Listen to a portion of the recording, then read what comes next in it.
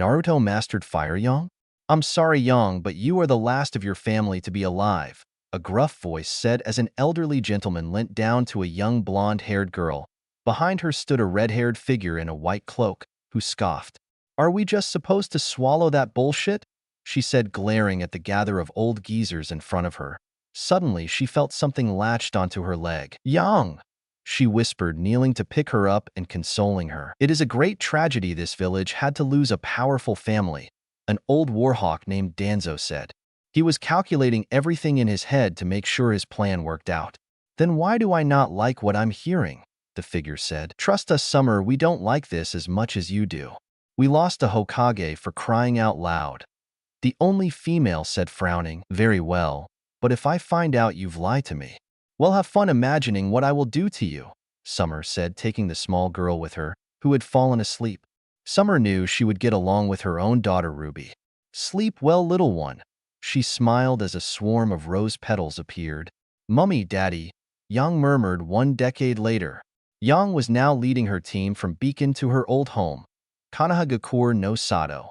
Ruby was eager to see where her older sister grew up, as was Blake, the black cat ninja of the group. The fourth member, Weiss Schnee, looked absolutely bored. Why are we even here? All this place is a rundown village where the barbarian was born. Weiss asked. We're here to make sure Yang is kept safe while she visits her parents' graves, Blake answered. Not to mention. Why now, though? Why not last week or the holidays? Weiss asked. Because my parents died. On this day 10 years ago. Yang said, a tear coming to her eyes. This stunned Weiss, not knowing that part of her truth. I'm sorry I was a bitch about it, Yang, she admitted. Come on. I don't want to be here longer than I have to be, Yang murmured sadly as she walked off, followed by her team. Unaware that an unexpected event was going to happen. On the streets, a young boy was running away from drunken villagers. Great, what did I do to these bastards? The boy said, dodging a random bottle thrown at him. There's the frigging demon, one of them said. Yeah, well, too bad you missed me, the boy jeered. Wrong move, demon, a woman barked, throwing a rusted kunai, scratching the boy's leg, slowing him down some. The beast is wounded, get him, a man shouted. Hello, cousin. Ota-san, sorry if it's been a while, Yang said, kneeling before 2 graves. These were the graves of her parents, Kushina, Uzumaki, and Minato Namikaze. I can't find Naruto's grave. I hope he's with you guys, Yang said, looking down. I have this feeling that he's alive, and that old warhawk was hiding something when Summer Kasen took me with her.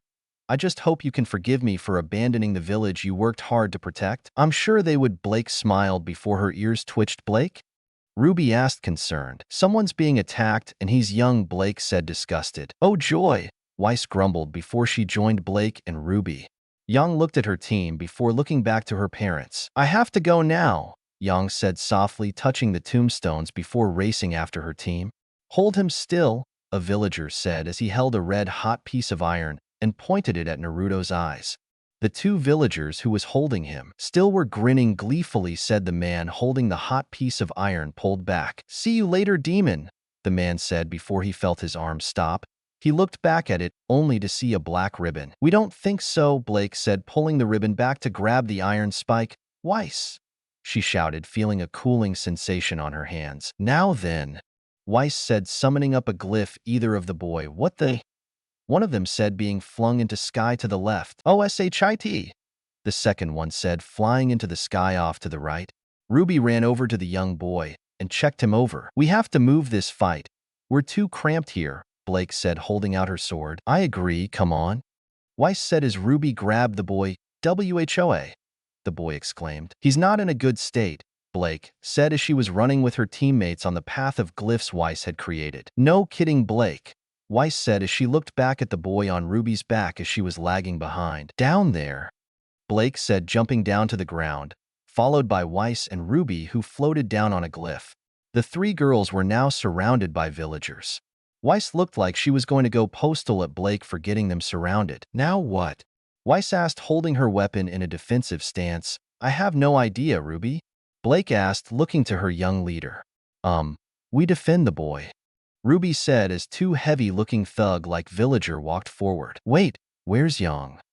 Ruby asked as a massive fireball roasted the thug. Get away from them now, Inag shouted as she went into what they affectionately called dragon mode, when her semblance was at its maximum power. It was then that Yang noticed the boy hiding behind Ruby. "Naruto?"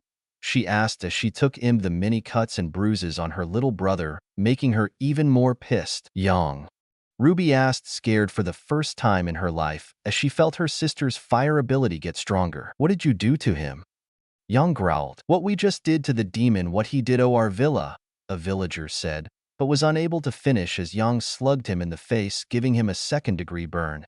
Yang then looked to her left as another thug was about to take a step forward to Naruto, but ultimately found Yang's boot in his gut instead. A third villager was creeping up on Ruby and Naruto when he was stopped. "What the hell?" he said. "Shadow capture jutsu. Another group captured. Shall we send these ones to Ibiki or Anko?" The shadow user Shikaku asked, before the villager he was restraining was knocked back into him. "Ow?" Shikaku asked as his teammates Anoichi and Choza helped him up. "Is that?" Choza asked as a silver-haired shinobi. A red-eyed kunoichi and a beard shinobi arrived. "Having trouble?"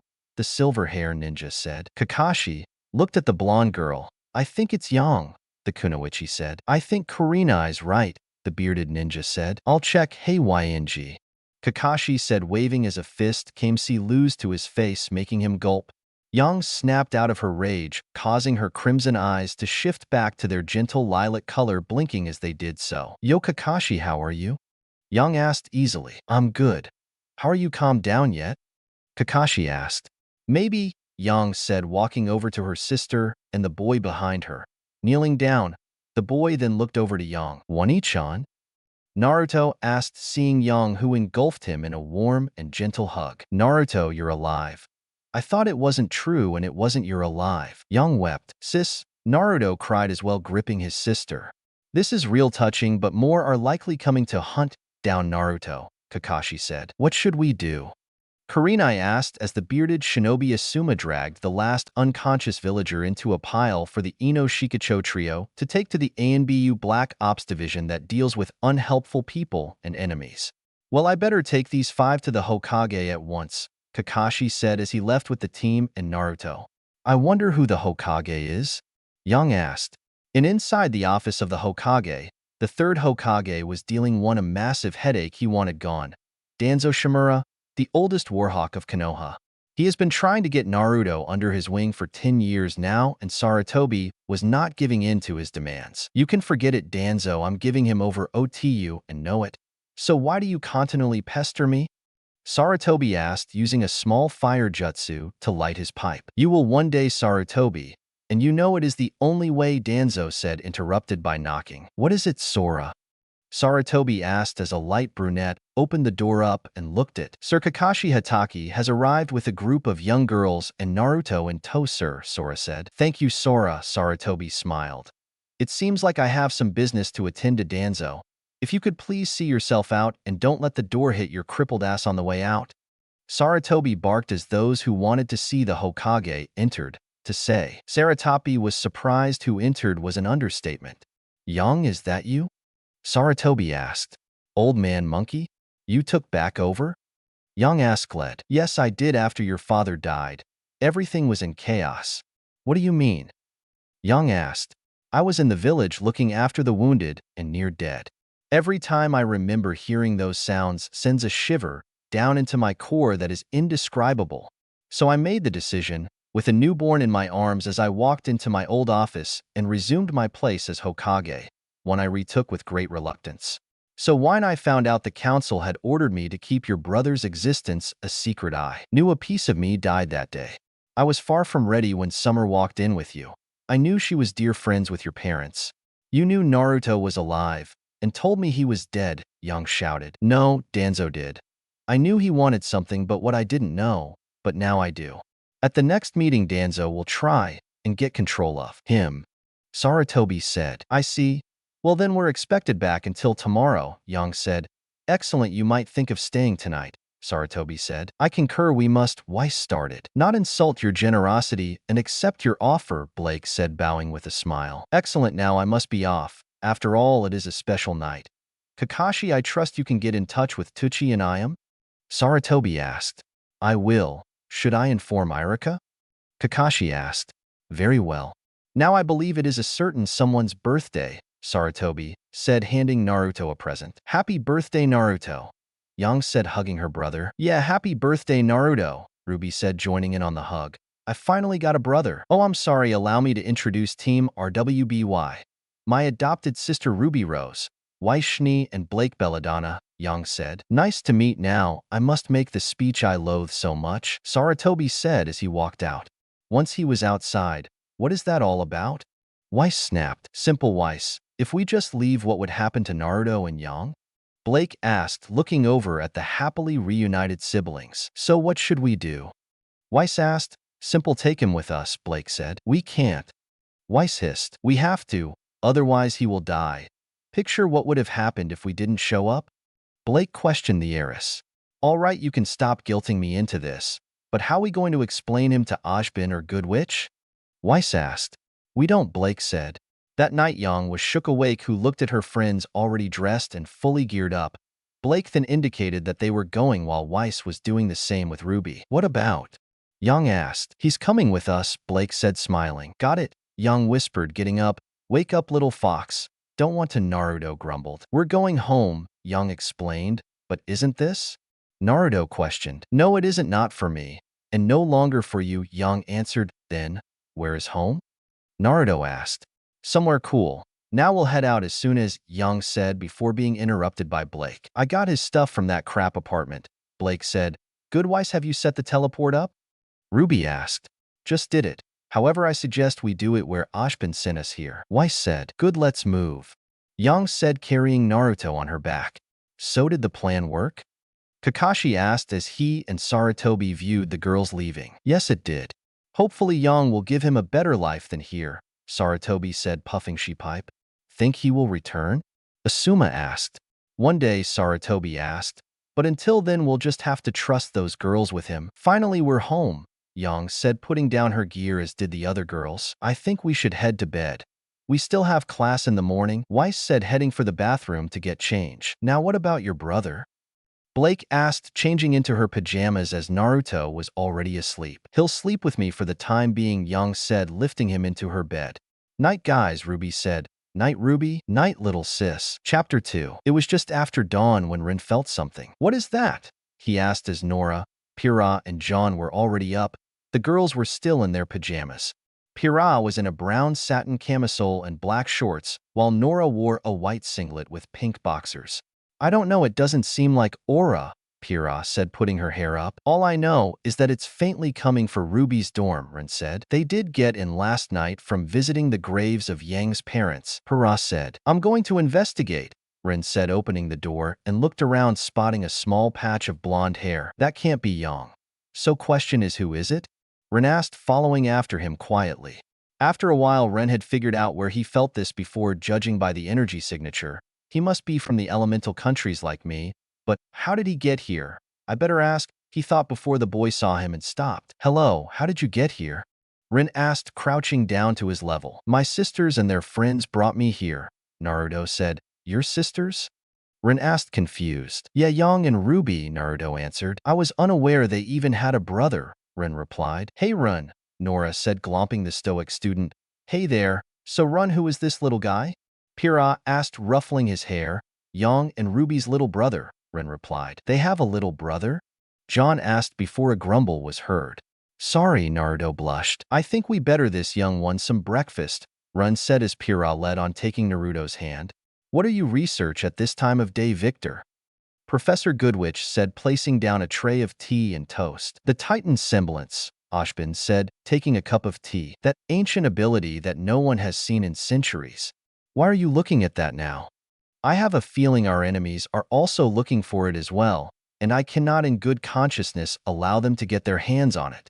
Ashbin said. Very well, Ashbin, Goodwitch said, leaving. So Yang and Ruby have a little brother, but where did he come from? Pira asked, smiling as she watched over the young blonde. Maybe from Yang's hometown. After all, she said that she was brought to Vale by Summer, her adoptive mother. John said. Here we are, Ren said as he and Nora brought breakfast over. Ah, pancakes, not as good as yours, Ren. But still good, Nora said. Ren saw that Naruto was a little confused at the food in front of him. What are these things? Naruto asked, poking the breakfast food. You've never had pancakes before? Nora asked. Not really, Naruto frowned. Why not? All kids should have pancakes, Nora said. I'm not like other kids, Naruto whispered. How come? Rin asked. I was attacked on a regular basis, was all he said, but the hidden message was heard clearly by Ran and Pira. Hey, this is a new place filled with new opportunities. I'm sure you'll have a better life here than there, Pira said. Now eat up, they're getting cold. Not to mention Nora will eat anyone's pancakes they left unattended. She smiled, whacking Nora's hand with her fork. Oh, okay, Naruto said, taking a bite, making Janpr smile. This is awesome. He'll fit right in, Rin laughed. Yang was struggling to stay asleep when she felt nothing next to her. Looking up, she couldn't find her brother. Naruto? She asked groggily, starting to regain full function. Naruto? Shut up, Yang, it's Saturday, Weiss said, rolling over. Guys, Naruto's gone. Yang exclaimed. Wait, how the heck did you lose him? He was right next to you. Blake asked. Yang is a heavy sleeper, Ruby muttered. Ruby. Not helping. Yang snapped before a knock was heard, making Yang kiss the carpet. That seemed to hurt, Blake said, looking at her best friend. Thank you for being so astute, Blake, Yang grumbled. Will somebody get the door? Weiss said, frustrated. Hey, Pira, Ruby said, getting the door. Morning, Ruby. I believe this is yours, the Amazon said as she indicated to Naruto. Yang rushed over, and Bear crushed her brother. Where were you? He joined us for breakfast, Pira said. Oh, Yang said. I just can't think of a way he could have snuck past me. Well, he didn't do a good job if Ren detected him. Ren detected him. Since when did Ren have chakra abilities? Yang thought, thanks for watching him. Anytime. It was quite fun once we got to know him, Pira chuckled, ruffling Naruto's hair. Ren? Yang asked as she saw the green-clad huntsman on a balcony. I thought you may have wanted to see me, Ren said, looking over his shoulder. Since when are you an elemental national? Yang asked. I moved to Beacon when I was 9, and that was when I met Nora, Ren said. What nation? Yang asked as her eyes turned red, fearing where Ran was from. She knew a few nations were after her father for his actions. I came from Kaze. You see, my parents fled from the country where they were ANBU specialists, Ren said. What nation was that? Yang asked. The land of the lotus. My mother was a kunoichi from the leaf, and she was on a mission, which went south pretty badly. You see, she was in a team with the Yellow Flash. My dad, Yang stated. Yes. Well, anyway, during that time my father was a shinobi and found the team. He took them in and helped them heal. It was during this period they fell in love. Shortly they married and helped form a pact between our villages. Life was good until the Cloud Village came attacking our village. They had heard that we were allied with the Leaf and came to destroy us to weaken the Leaf. Many villagers fled or were killed in the invasion. The hidden Lotus Village was no more. Most of the refugees went to the southern content to escape, but my father took us to Kaze because that was where he brother was, Rin explained. I'm sorry to hear that, but why didn't my village come to the aid of yours? Yang asked. The village was still in disarray. When we left, we headed to Konoha, only to find it in a period of rebuilding, Rin answered. The Kyubi no Kitsune attack. Shit, that's why Kumo attacked your village. They wanted to cripple Konoha to the point of desperation, Yang realized. So we continued on to Suna, where my uncle welcomed us, and I was enrolled in the academy, Rin said. You went to the academy? Yang asked. Yeah. Didn't you? Rin inquired. No. I got the usual pre-academy homeschooling until my parents died. I can do majority of the basics: replacement, clone, transformation, basic taijutsu, and genjutsu. I also have a scroll of family techniques I've been working on myself, Yang explained. So you need help? Rin asked. Yes, I want to help Naruto become a great ninja, but I am limited by my own knowledge, Yang sighed. Don't worry, I'll help out with his training and your own, Rin said, leaving Yang to think. Back in their dorm, Blake and Naruto were staring at each other before Naruto moved his hand, which Blake slapped. Not quite, try again. And remember, be subtle about your movement, Blake said. Why are you teaching him stealth? Weiss asked. Because Yang told me she wanted to continue Naruto's ninja training, which she and I believe was sabotaged by the elders of the village, Blake explained, looking at Weiss while she grabbed Naruto's hand. Nice try, but I could still hear you, she smiled, turning back. All right, enough stealth. How about some speed training? Ruby asked. Why would he need speed? What he clearly needs is a bout of education and etiquette, Weiss snapped. Oh boy. Naruto deadpanned. The way one conducts themselves is paramount when in social situations, Weiss said. Yippee Naruto once again deadpanned. And sarcasm is one of the lowest forms of wit. Now as I was saying, to have good etiquette is to have good manners, know how to speak, walk, talk, and dress appropriately, Weiss said, walking in almost a glide. Plus one must know how to dance when attending banquets and balls, Weiss said, curtsying. Like I'm ever gonna go to those, Naruto said. You may never know, little fox, Blake said, ruffling his blonde hair. Blake's right, hunters of all ages and status have been known to provide security at upstate events, and even Beacon has the school dance once a year, Ruby explained as she lounged on Blake's bunk. Ruby's right, so we need to teach you how to behave in high society, Weiss said, folding her arms. Past, Naruto groaned. I agree.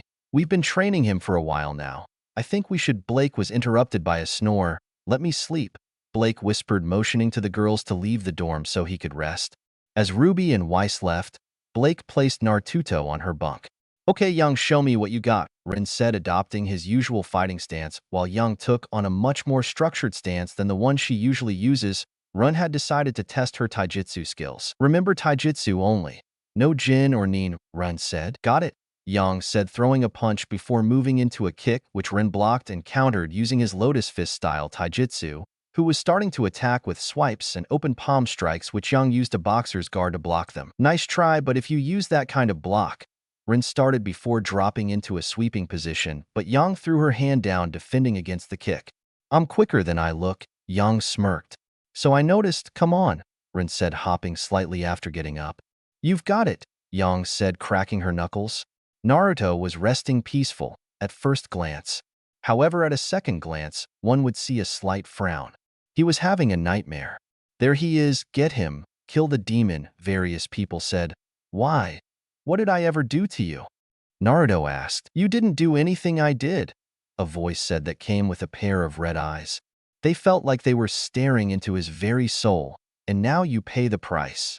Yang showed up to protect, only to be killed and incinerated by the people who cheered loudly as they danced on Yang's remains. Your turn, little one, the voice said. Stop, a second voice, creating a blinding white light. H! Naruto screamed as Yang raced over to him and hugged him tightly. Young, Naruto whimpered. They killed you. Shush, it was just a dream. Look, I'm right here comforting my little brother. I'm not going anywhere, Naruto. Count on it, Yang said, soothing her little brother. Chapter 3. Are you sure we should leaving him behind? Blake asked as she pulled on her snow gear. We'll be gone a couple of days. After all, this is just a grim cleaning, Weiss said, polishing Murder Naster. I'll ask JNPR to keep an eye on him, Yang said, loading her gauntlets. Truth be told, Yang had a bit of trouble being separated from Naruto at this point in time, since it had only been a couple of weeks since they rescued him and brought him back to Beacon from Konoha. I'm sure he'll be fine, Weiss said in one of her more understanding moods. JNPR will probably make sure he's fine and comfortable. Weiss said, guys, I passed past John, and his team have an escort mission, Ruby said, entering the dorm. Oh great, that means we have no one to watch your brother, Weiss groaned. Well, that only means one thing, Yang chirped. No, Weiss dreaded. Why not? We'll keep him in the ship, Ruby said. All right, Weiss relented. All right, Naruto, now it will be dangerous, so stay here. You got it. We'll be back to check up on you in between waves of grim, Yang instructed as they landed. Got it, sis. Shishamtennan and little kid, Naruto growled. I know, but you haven't been properly trained to handle grim, Yang explained. Don't worry, we'll be back soon. Plus, I'm sure Ruby has stashed some movies in here for you to watch, Blake said. You know about that? Ruby blushed. Don't worry. I'm sure Naruto will enjoy them, Weiss said, walking out into the freezing cold. We'll be an hour, maybe 2 tops, Yang said, walking out with a rifle. Are you sure you'll need your sun shooter? Blake asked, following after Yang. Ruby just hugged her brother before leaving. See you later, Ruby said as the hatch closed. Well, this is boring, Naruto deadpanned. In another part of the snowy forest, a girl was looking around in fear as she heard something inhuman behind and around. Her breath was a cloud of warm, visible air. A sound similar to pickaxes striking ice came closer as 2 red eyes. There in front of her was a dreaded type of grim only found around her home. The dozer-type grim, a bull-like grim who prefers the colder regions of Vital. Just lately, it was one of the more aggressive species of grim near the Schnee estate. Weiss, where are you? The girl, Weiss' younger sister Elsa begged as the dozer snorted, signaling it was about to charge. Elsa was scared but stood still, hoping that it not notice her. "Please go away," she whispered. Right now she was really wishing her big sister was there to protect her. "I got another one." "Cryo Ursa," Blake said, using her scythe to dissect it. "Blake, on your six," Young said, shooting her rifle, taking down a Beowulf. "Weiss, on your right," Young said. "Thanks, Young," Weiss said, turning her chamber to red, unleashing a red-hot needle-like blade, slicing the Beowulf like butter. "Is that the last one?" Ruby asked, snuggling into her cape.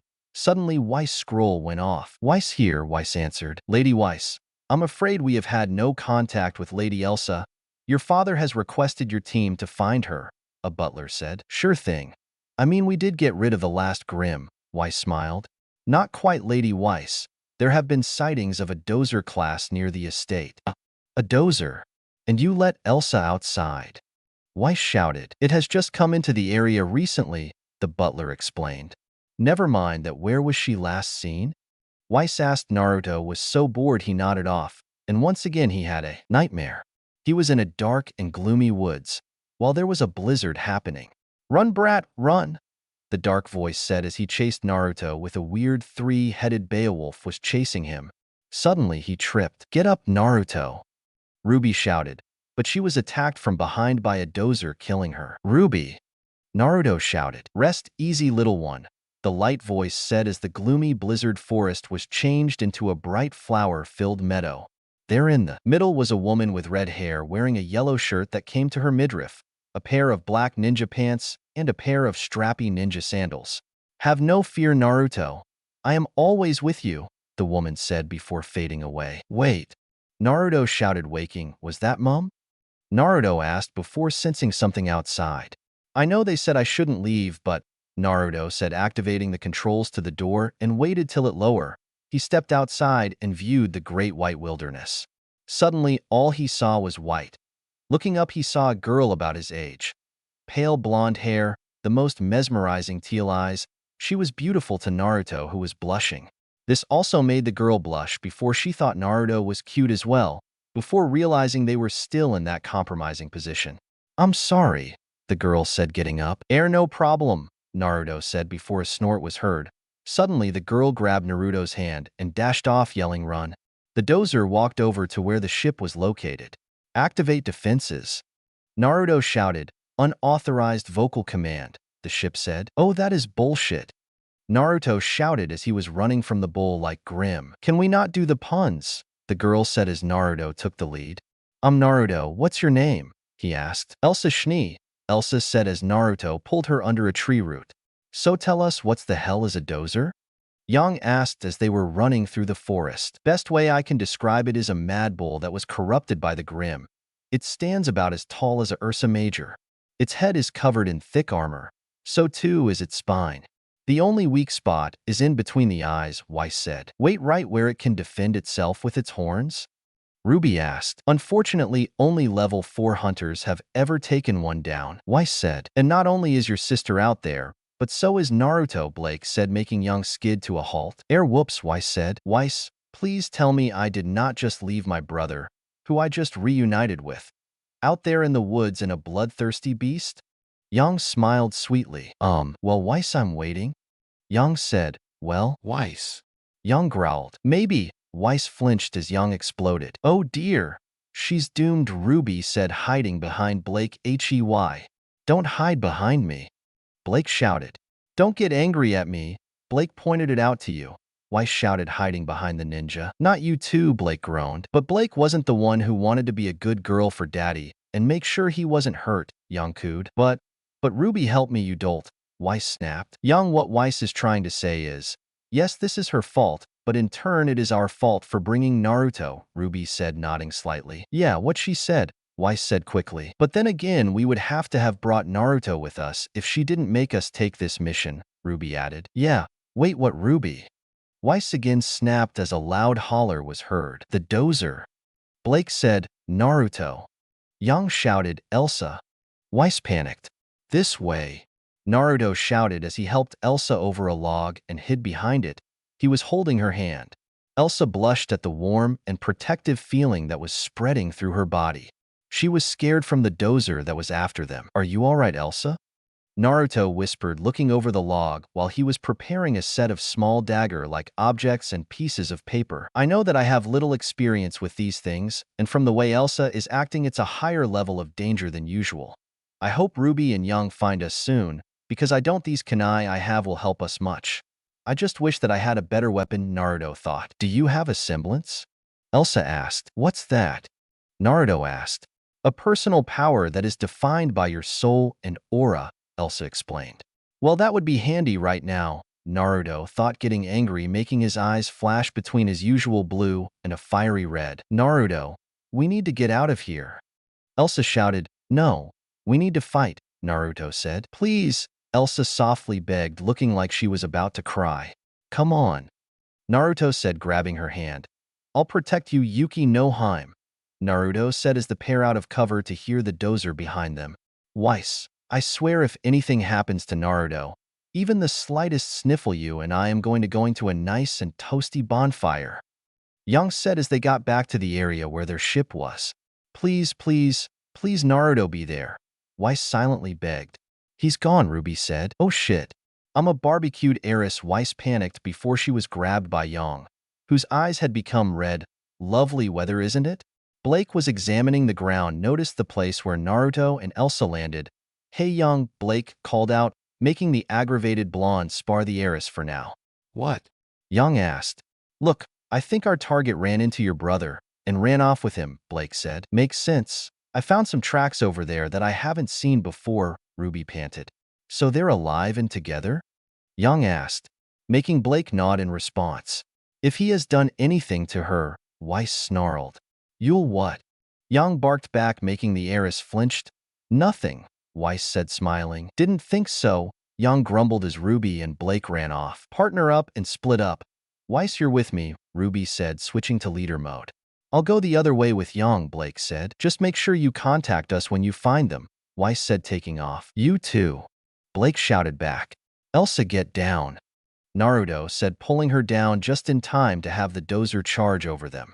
That was close, Naruto said, going for a kunai, only to realize he used the last one he had. Don't tell me, Elsa said. Yeah, we're screwed, Naruto confirmed, standing up back up as the dozer slowly advanced towards the pair. When a roar sounded out, the two looked to the right to see a massive Ursa Major on its rear paws. Great, that's mean we're just more screwed, Naruto groaned out, shielding the young girl. Suddenly, the Ursa lunged for the dozer, knocking it onto its side, before turning to look at the young kids gathered there. I think it's holding it off for us to run, Naruto said, making the beast snort in affirmation. Then I suggest we move, Elsa said, pulling Naruto away. Then the dozer rammed its horns into the bear like Grim, making it an easier target for the Ursa, which ripped into with its claws, making the dozer whine. The Ursa looked to see if the ones the dozer was chasing got out of there safely, which they did. Yang had found the dozer taking on an Ursa, loading a round into her rifle. Why do you even have a rifle when you have shot gauntlets? Blake asked. My gauntlets are short range, and I don't want to get up close and personal with certain Grim, if you get my drift? Young asked. Got it, Blake said, drawing her sword and switching it to gun mode. On my count 3, 2, 1, fire.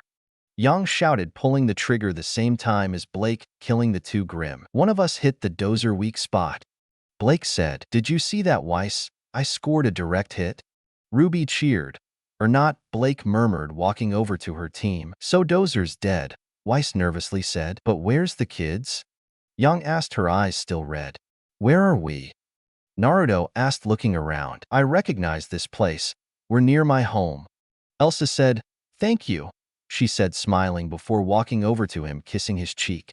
And no problem, Naruto stuttered out before seeing Elsa walk over to her butler, who smiled. Well, I better get back and make sure Young hasn't killed Weiss yet, Naruto smiled before running off to where he sensed his sisters. Better yet, I hope she doesn't kill me, Naruto murmured, jumping up into the trees, looking back to where Elsa and her butler was walking back to the Schnee mansion. He leaned against the branch, smiling for a moment before he turned and branch hopped away. Unaware, Elsa saw him, making him smile. What an interesting boy. I hope we see each other again, Elsa said, catching up with her butler afterwards. As Yang and the others got back, they saw Naruto leaning against the ship, tossing a snowball up in the air, and catching it again with a smile gracing his face. "See, he's fine," Weiss said. "All right, he's fine now. Pack up, we're done here," Yang said, walking up to Naruto and ruffling his blonde spikes. "Have fun?" "Sure did," Naruto said, dropping the snowball. "Where did you go anyway?"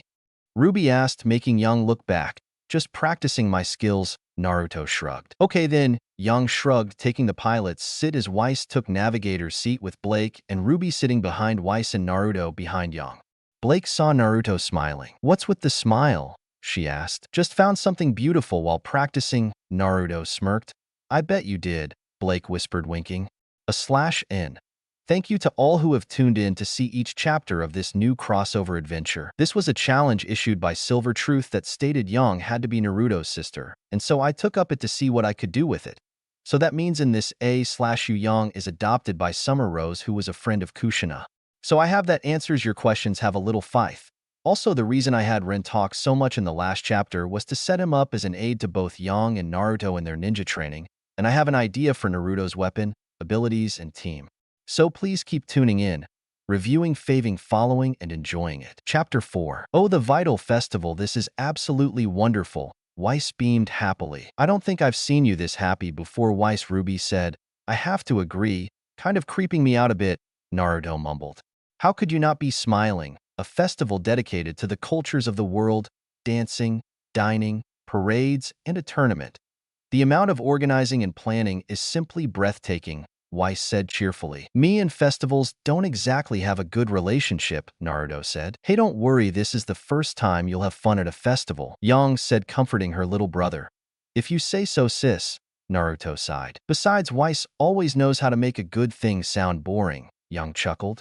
"Quiet you," Weiss snapped. "Wow, you guys brought me to a harbor lovely. Now I know what fish smell like," Naruto groaned. "Yeah, Weiss, remind me again why we're spending our Friday afternoon down at the docks and not showing Naruto the rest of Vale?" Yang asked. "Well, if you must know, I've heard that students from Vacuo will be arriving today," Weiss said, "and as a representative of Beacon, I thought I would welcome them to this fine kingdom," Weiss said. "She wants to spy on them, so she'll gain an advantage on them during the tournament," Blake said. "You do not know that," Weiss said. The group stopped outside a shop, making them approach. "Great, now we're..." "Whoa, what did this?" Naruto asked, looking at the crime scene. "What happened here?" Ruby asked. "Robbery. Second dust shop this week. This place is turning into a jungle," a police officer said. "That's terrible," Yang said. "They left all the money again," a second officer said, making Ruby snap her attention to them. "It doesn't any sense. Why take the dust and leave the cash? And who needs that much dust?" "I don't know, you know what I mean." "You think it could be the White Fang?" the first officer said. "I think we don't get paid enough." The White Fang, what a bunch of degenerates," Weiss said snootily. "What's your problem?" Blake asked. "My problem?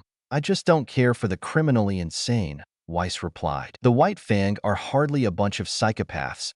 They are a collection of like-minded faunus who are misguided." "Misguided? They want to wipe us out," Weiss argued. "Why do I get the feeling of two sides, one story each side told wrong?" Naruto thought. "So then they are extremely misguided," Blake said. "I also get the feeling Blake isn't telling us all she knows," Naruto again thought. "But how do I know these feelings? Could it be that weird soul thing Elsa told me about?" "No, I don't think so. Either it doesn't explain why they would rob a downtown dust shop in the middle of Vale," Blake continued. "Blake has a point, and the police haven't caught that Torchwick guy yet," Ruby said. "Maybe it was him." "That doesn't change the fact the White Fang are a bunch of scum," Weiss said. "Those faunus only know how to deceive, murder, and steal." "Ah, ninja present," Naruto blurted out, making the group look at him. "Well, ninja in training anyway." "That is not necessarily true," Yang said, hesitant. "Hey, stop that faunus," a man shouted as a guy with a monkey tail ran away. This made the girls run over to see what was happening. "Never a dull moment," Naruto chuckled. "Thanks for the ride, guys." He chuckled, jumping onto the docks and taking off. "That guy is cool," Naruto smirked. "Don't get encouraged," Weiss said. "You no good stowaway," the captain said. "Hey, who are you calling a no good stowaway? They would be caught." "I'm a great stowaway," the monkey guy said. "Get down here now," the first cop said before a banana peel splattered on his face, making the monkey laugh and continue on his way. before rushing past RWBY and Naruto, winking at Blake. Well, Weiss, you wanted to see the competition, and there he goes. Yang chuckled. Quick.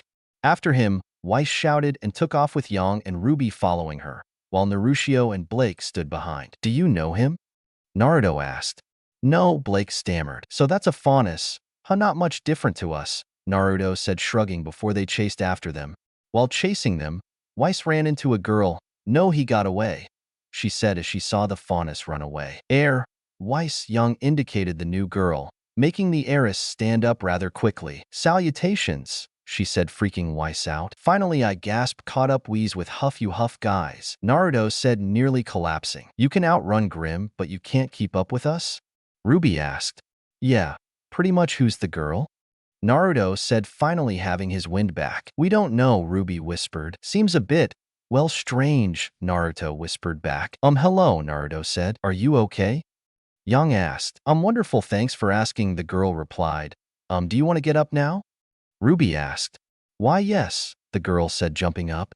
My name is Penny. Penny introduced herself. It's a pleasure to meet you. Hi, Penny. I'm Ruby. I'm Weiss. Blake, are you sure you didn't hit you head? Young asked before Blake smacked her. Oh, I'm Young. Maybe she's crazy, Naruto said before getting head slapped by Blake. Name's Naruto, he groaned. It's a pleasure to meet you, Penny repeated herself. You already said that, Weiss moaned. So I did, Penny smiled. Sorry for running into you, Weiss apologized. See you around, friend, Ruby said, leaving, making Naruto count in his head. She was weird, Young said, echoing her brother's statement. What did you call me? Penny asked. 10 seconds, Naruto said. Oh, I'm sorry, I didn't. You heard me, Young explained as Weiss was giving herself whiplash. Not you, you, Penny said, indicating Ruby. Me. I didn't. What? Ruby asked, panicked. You called me friend, did you mean it? Penny asked. Ruby said, seeing the others indicate an O. But Naruto, who just shrugged. Sure, Ruby chirped. Why not? She said, making the others fall over. Sensational. We can paint our and try on clothes and talk about cute boys. Penny squeaked. Was this what it was like with me? Ruby asked, paling. No. She seems more coordinated, Weiss said, getting up. So, what are you doing in Vale? Young asked. I'm here for the festival tournament, Penny replied. Wait, you're fighting in the tournament? Weiss asked. I'm combat ready, Penny saluted. Forgive me, but you hardly look the type to fight, Weiss said, coming from the girl in a dress. Blake snarked. It's a combat skirt, Weiss countered. Yeah. Ruby high-fived her. And they're all the latest trend amongst huntresses these days, Naruto joked. Wait, if you're in the tournament, does that mean you know that monkey rapscallion? Weiss asked. The who? Penny asked, clueless. The filthy monkey faunus, Weiss explained, holding up a picture. Why do you kept saying that? Blake asked, seeming angry. What? Weiss asked. Stop calling him a rapscallion. A degenerate. He's a person, Blake snapped. Oh, I'm sorry, would like me to stop referring the trash bin as a trash bin? Or the light a light? Stop it. Blake said. Stop what? He clearly broke the law. Give him enough time, he'll join up with the White Fang, Weiss replied. You ignorant little brat. Blake shouted, stomping. How dare you talk to me like that? I am your teammate, Weiss exclaimed. You're a judgmental little girl, Blake said. What in the world makes you say that? How about the fact you sorted that boy in with the same crowd as a group of terrorists, solely based on his species, makes you as much a scoundrel as you believe him to be, Blake said. Maybe we should go, Young said, worried as she watched on with her siblings. Where are we going? Penny asked. So you admit it. The White Fang is a group of radical terrorists. Weiss said. That is not what I mean, and you know it. I can't believe they're still arguing. Man-girls can hold a major grudge, Naruto thought as the fight between Blake and Weiss continued as they got back to their dorm sometime around lights out. I don't understand why this is such a problem, Weiss said. That is the problem. Blake snapped back. You realize that you are defending an organization dedicated to wiping out humanity, don't you? Weiss asked. The faunus of the White Fang are pure evil. There is no such thing as pure evil. Blake said. Why do you think they despise humanity so much? It's because of people like Cardin. People like you taught forced the White Fang to take such vile measures. Blake snarled. People like me. I'm nothing like Cardin. Weiss shrieked. You're discriminatory. I'm a victim. Weiss announced. What? Young asked, shocked. You want to know why I despise the White Fang? Why I don't particularly trust Faunus? Weiss asked, making Blake look guilty. Weiss walked over to the bookshelf and took a breath. Naruto recognized the emotion of her actions. Fear. One he had felt many times before. They are at war with my family. Weiss started looking out the window at the moon. War is an actual bloodshed. My grandfather's company has a target painted across its back for as long as I can remember. Family and friends have disappeared. Board members executed. An entire train of dust stolen. My father would come home every day furious, and then he would drink himself stupid, which made my childhood very difficult, Weiss explained. Weiss, Ruby said. No. Now do you understand why I hate the White Fang? Because they're liars, thieves, and murderers. Weiss said. Maybe we were tired of being pushed around. Blake snapped, revealing something about herself, making Weiss flinch. No way, Young said.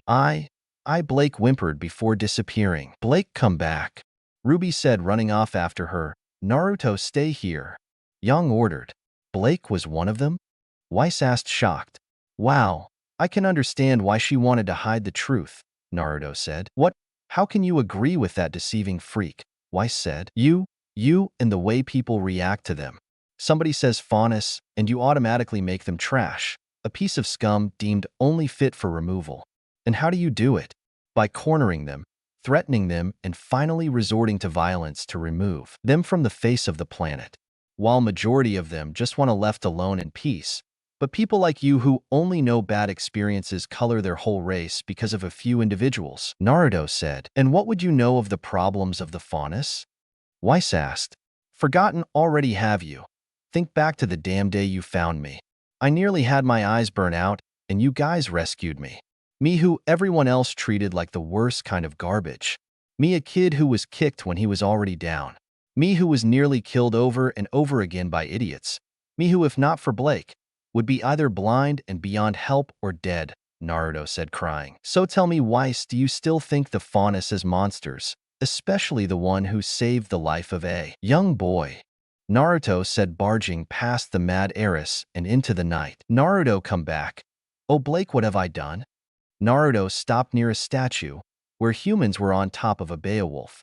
Naruto looked at it from where he was when Blake showed up. She looked mournfully at Tei's statue as if she was the Beowulf.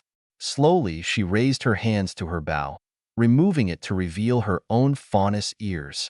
I knew you would look better without the bow. The next morning, Ruby woke up with no signs of Naruto or Blake returning home.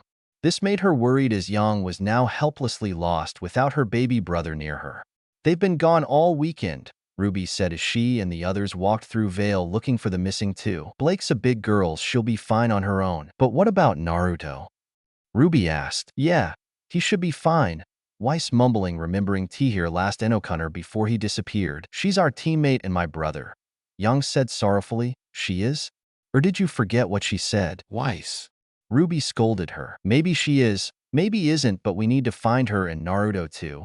He doesn't know the area very well and could be lost, Yang said, upset. She was a member of the White Fang, and right under our noses. Weiss said. I just hope they're okay, Ruby moaned. Unaware Naruto was standing in an alley they passed by. Don't worry, I'll be back home soon, Naruto said, smiling before running off with Blake. He was unaware Weiss had actually spotted him softly smiling. So, you want to know the real me? Blake asked, sipping a cup of tea with the monkey Faunus son. Chapter 5. Finally, after 2 days. You've been giving nothing but small talk and weird looks, Sun said as Blake glared at him. Yeah, like that, Sun said. Sun, have you heard of the White Fang? Blake. Of course I do. I don't think there's a Faunus who doesn't know about them, Sun said. Stupid holier-than-thou creeps who uses force to get their own way, Sun said, taking a sip of his coffee. I was once a member, Blake said, making Sun choke. Masking Naruto's arrival. Found her. I didn't mean wait. You were once a member of the White Fang? He gasped. That's right. I was one majority of my life. Actually, you could say I was born into it.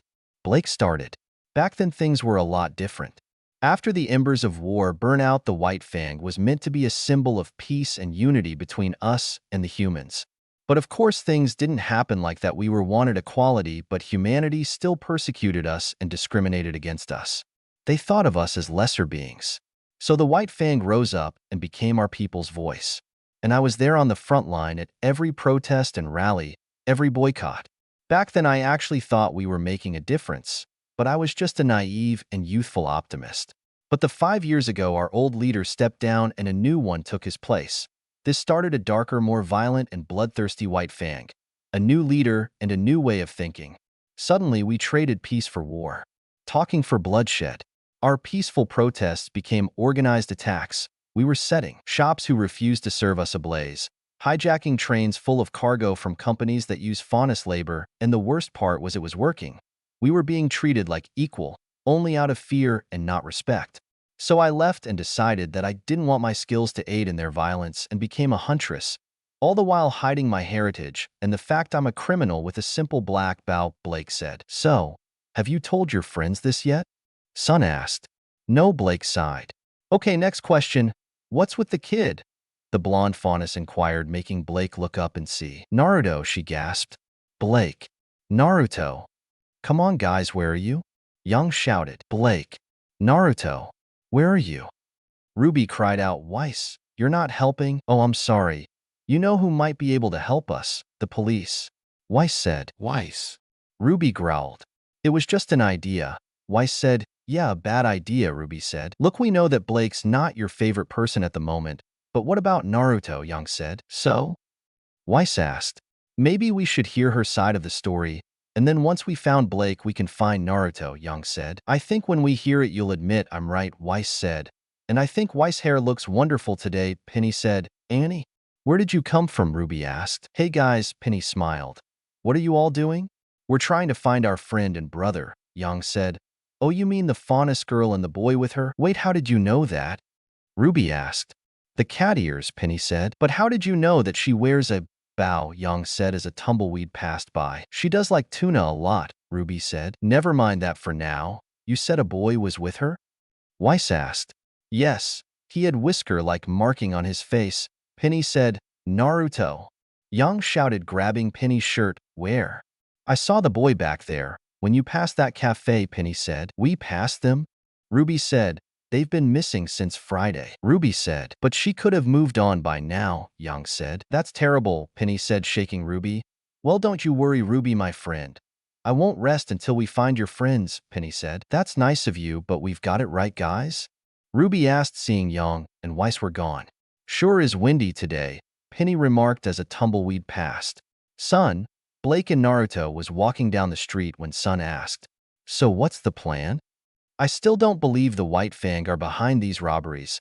They've never needed that much dust before, Blake said. What if they did? Sun said. I don't follow, Naruto said. I mean, the only way to prove they didn't do it is if we head to the place where they would likely be if they did, and not find them there. Sun explained. Still lost, Naruto said. He means we head to a likely target of a dust thief and see if they there.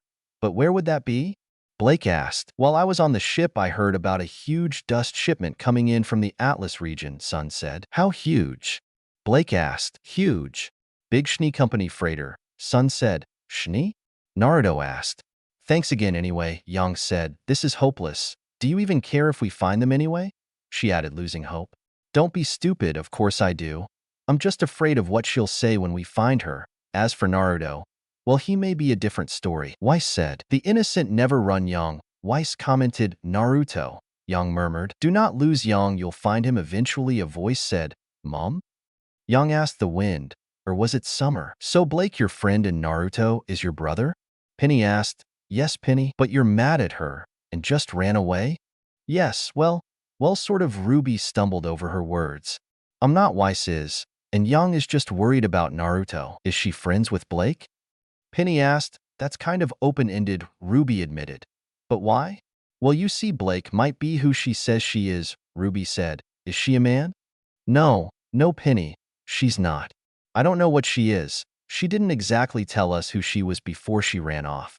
Ruby said, I just hope we find her so we can find our brother. I don't have a lot of friends, but if I did, I would want them to be open with me and talk about it. As for my brother, well, I would worry about him as well, Penny said. Me too. That night down at the docks, Blake and Naruto were on a rooftop while Sun was getting some food. Think they'll show? Naruto asked. Did I miss anything? Sun asked. Not really. Still quiet, Blake said. I'm not liking this, Naruto said. They've offloaded all the crates from the ship. Now they're just sitting there, Blake informed Sun. Cool. I got some food. Want some, Sun said with an armful of apples. Are you always breaking the law? Blake asked. Weren't you in a cult or something? Sun asked, making the cat faunus glare at him. Too soon? Way too soon. Naruto chuckled before a strong gust of wind blindsided them. What the hell is that? An airship was landing in the cargo area.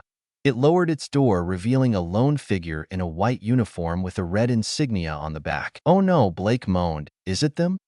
Sun asked. Yes, it is, Blake said, regretful. Cool, now we can get some answers, Naruto said, ready for a fight. Hold on, Blake said, stopping him. You're staying here, she added, looking down to see one of them giving orders. What, why? Naruto hissed. 1. You're not trained. 2. Your sister would barbecue me. And 3, they will not hesitate because you're a kid, Blake explained. Fine, Naruto grumped. You really didn't think they were behind this? Sun asked seriously. No, deep down I knew. I just hope I wasn't right. Yo, who's the clown in the bowler hat? Naruto asked. What? Sun and Blake asked, astonished. What's the hold up? We not exactly the most inconspicuous thieves here.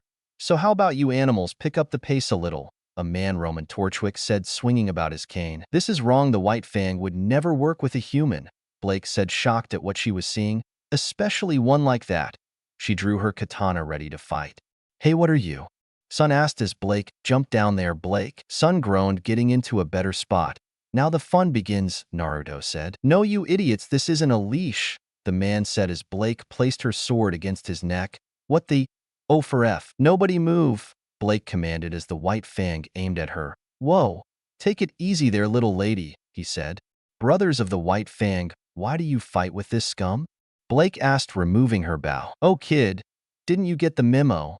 The White Fang and I are going into business together, Roman snickered. Tell me what it is, or I'll put an end to this little operation, Blake threatened. Well, it's not exactly a little operation, Roman said, looking up as another airship appeared, giving him time to blow Blake away. Blake, Naruto shouted, forcing himself to stay put. The smoke from the impact was seen in the city. Ruby, Penny said. Oh no, come on, Ruby said, speeding off to the scene of the fight. Right, Ruby, Penny said. Here, kitty, kitty, kitty, Roman taunted, looking for Blake before a banana peel landed on his hat, before he was dived bombed by Sun.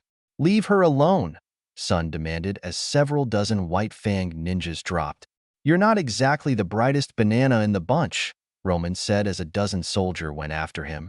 To say it was a fair fight would be a lie, as the ones who went after him were used as practice dummies. Sun used martial arts to knock his foes around. Various punches and kicks were delivered before he pulled his staff and twirled it around, knocking them all over the place. When one flew over to Roman, he fired his cane, making Sun block. Then Blake appeared. He's mine, she cried, jumping into the fray. She leapt into action with a clever strike and uppercut followed up by a horizontal slash, dodging with her jumping skills before using her shadow dash semblance to get behind her prey, who turned around, blocking every single blade swung at him, while Blake was shadow dashing around to throw him off course. But once Roman got in a strike on her underarm, he struck her a couple of times with his cane before Sun tagged and separating his staff into a pair of gunchaku. He twirled them around, firing superheat dust buckshot from each barrel, each shot being intercepted by Roman's cane before Blake got a lucky shot in with her ninja skills. Roman looked up from the flat of his back and spied a container in mid-air. Then he decided to blow the cable, sending the box crashing below, knocking out Blake and Sun. I win, he chuckled. Blake, Naruto shouted before his vision faded, closing his eyes. Sorry, little one, but you need help, a voice said as his eyes snapped open, revealing them to be red like Yang's when she went full burn. But they had to slit them. Naruto looked around before jumping down into the area. You lost, little boy? A faunus asked, making Naruto answer him with a high jump kick, knocking him out. He went up to 2 more and swung his fist around into their knees, head butting the one on the left. Hey, stop that, kid, a 4th faunus said. This remark made Naruto cross his 2 fingers and focus chakra into them. Shadow clone jutsu, he said in a combined voice, of his own and an older person's. Roman recognized the older voice that the child's own spoke with. You, Minato? Roman asked, freaked out, as 3 Narutos rushed forward, dealing with White Fang members using simple slide kicks and high uppercuts, Finally, Naruto stood off against Roman. Well, Blondie, I hate to shoot a kid, but you're kind of mucking up my business. Roman scowled as Naruto held his hand out, like he was holding a ball in his hand, generating a red energy into his grip. What? Roman asked, lowering his cane. Then Sun and Blake woke up slowly. Sun looked over to see Naruto standing there with a ball of red aura in his hand. Hey Blake, I thought you said the kid wasn't trained, Sun groaned. I did, Blake moaned. Then explain that. Sun panted, indicating Naruto. I can't, Blake stumbled. Crimson Rasengan. Naruto shouted, only this time his voice had a third and crueler voice thrown in. Thinking like a coward, quickly Roman grabbed a down soldier from the fight with Blake and Sun and threw him into Naruto's path. Once the re-ball hit the Faunus, it created a massive shockwave, sending several Faunus flying into walls of shipping containers. Are you two all right? Naruto asked. Sure, Blake said, unsure of what was happening, unaware that Roman was lining up another shot on Naruto. Hold on, Naruto said, gripping the two Faunus on the shoulders before he became a yellow flash teleporting away. Where did they? Roman asked. How did you do that? Blake asked behind Roman. Never mind. Help has arrived, Naruto said, teleporting away again, landing on the rooftop where was told to stay put. What happened? He groaned, looking around. Hey! A voice cried out. Why hello, Red, isn't past your bedtime? Roman asked as Ruby embedded her scythe into the roof she was standing. Ruby, are these friends of yours? Penny asked. Penny, get back, Ruby warned, only to be blindsided by Roman. Penny, wait. Stop, Ruby shouted. Don't worry, Ruby, I'm combat ready, Penny stated as she deployed her gunblades in a wing formation. Jumping down, she started to take down multiple enemies by flipping and jumping around. She waved her gunblades, sent Faunus flying in every directions. It looked like a type of deadly dance.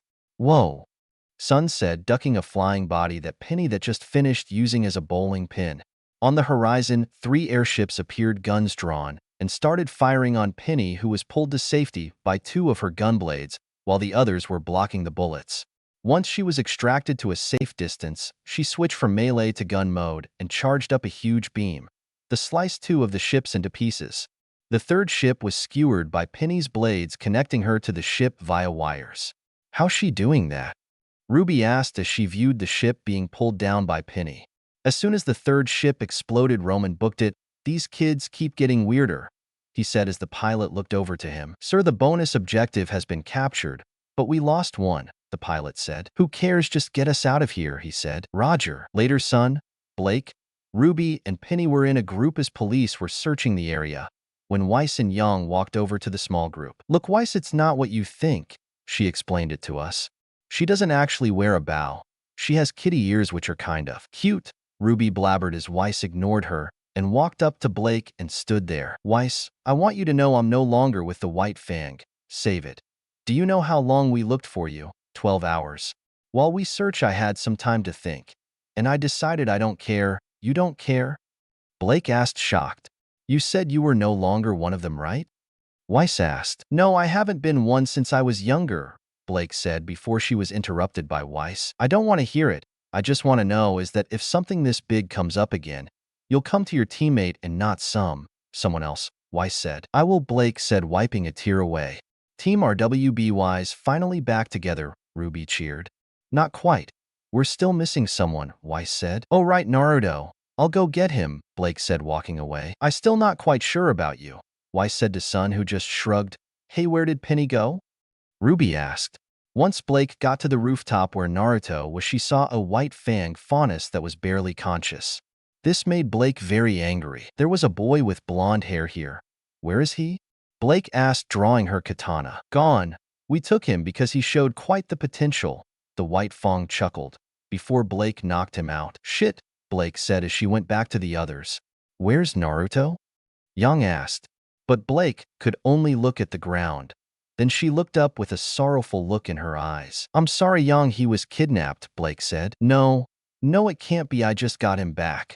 I can't lose him again, Young panicked. Hey, we'll find him, Ruby said. Them, Weiss said softly. What do you mean? Ruby asked. I just got a message. My sister is missing as well. As of 5 minutes ago, Weiss growled. Right when Roman got away, Blake snarled. So he has both Naruto and Elsa? Blake asked. Roman walked back to a warehouse and placed down a dust container on a table before Sai. How disappointing, Roman, someone in the dark said. Whoa, hey, I didn't expect to see you guys here, Roman chuckled nervously. We were expecting more from you, the woman said. Well, you were the ones top suggest working with those mongrels in the White Fang, Roman said. Yes, and you will continue to do so. After all, we have big plans for you, Roman. All we ask is a little cooperation, she said with a fireball in her hand. But don't forget I did bring him to you, Roman said, backing up slightly. Yes, you did, and we thank you for that. We'll be heading back there. Join us soon, the woman said. Of course.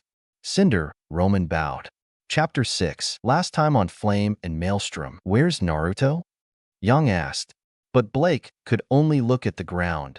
Then she looked up with a sorrowful look in her eyes. I'm sorry, Young, he was kidnapped, Blake said. No, it can't be. I just got him back. I can't lose him again, Young panicked. Hey, we'll find him, Ruby said. Them. Weiss said softly. What do you mean? Ruby asked. I just got a message. My sister is missing as well. As of 5 minutes ago, Weiss growled. Right when Roman got away, Blake snarled. So he has both Naruto and Elsa? Blake asked now the conclusion. It's been, 5 days now, and still no signs of them, Young said, leaning against the window looking positively mournful. We'll find them. Young, just keep having hope, Blake said. Oh, please. Elsa will be found because Mummy and Daddy are rich, and so there'll be a reward for her return, while Naruto will be found in a month dead in a dam ditch somewhere, Young scoffed. Young, you don't know that, Ruby said. Oh, please. The Shnee are only looking for one group. Themselves. Anybody else who was caught up in it are just collateral and to be discarded. Young snapped at her sister for trying to calm her down, but this seemed like it was a lost cause. Meanwhile, outside the door to the dorm stood Weiss, secretly listening, only to leave and head out. Once outside, she pulled out her scroll, switching to phone mode, and dialed a number. Detective Doyle speaking, a voice on the other end said. Detective, this is Weiss Schnee. Have you had any progress? The heiress inquired. Miss Schnee, I'm sorry to say we have not, but that is not from a lack of trying. But your parents' promise of a reward has had us competing and arresting those who are money-hungry or plain stupid, Doyle said. Of course, now I want to know if you're tracking just one of the kidnapped children, or both, Weiss said. We're trying our best to find them both, but we have come up with nothing, like I said earlier, Doyle said. Thank you for doing this. It means a lot to me and my friends, Weiss said. No problem, Miss Schnee. Hopefully they'll turn up, Doyle farewelled. Elsewhere, Elsa was chucked into a cage, which also held Naruto, who caught the young girl in his arms. Hope you had fun with today's tests, a scientist chuckled. Hey, listen, arsehole, when I get out of here I'm going to ram that lab up yours. Naruto threatened the scientist. You will get your turn, and when you do get on my table, I'll get all of those secret abilities and your healing factor, the scientist said. Leaving. Not on my watch, prick, Naruto said, comforting Elsa, who was returned from the latest batch of barbaric tests to see if they could extract her semblance and aura to use for themselves. It had been going on nearly a week now, and they were still testing to see what her semblance was. Each session had her screaming bloody murder and pain and fear as they tried to extract it from her. Naruto knew it was only a matter of time until she died and they would move on to him, which was when he would take this monsters down. He handled the village he was born in. He could handle this nightmare. Naruto? Elsa whimpered. Hey, you are really brave to keep facing that. Naruto comforted her by stroking her hair. Why won't they simply let me die? Elsa asked, coughing. Hey, you go quitting on me just yet. We will get out of here and see our families again, Naruto said sternly, making her smile. What Naruto didn't tell Elsa was each night they fell asleep he had weird dreams. Just a random location with a figure, either a woman with red hair or a blonde-haired man. The locations were random to say least, ranging from a field of spring flowers to a lake to an ancient temple. And right now Naruto was confused as to what they were trying to tell him. All he knew was each dream he had comforted him a little. Hey Naruto, do you think our parents would be friends? Like us and our sisters? Elsa asked. I don't think so. My parents are dead, Naruto sighed. I'm sorry, Elsa apologized, falling into a light sleep. Thanks, Naruto said, falling asleep. That night, Yang just stared up at the roof of her dorm, unable to once again sleep. Hey, Mom? I'm not sure if you can hear me, but I need your help. Can you watch over Naruto?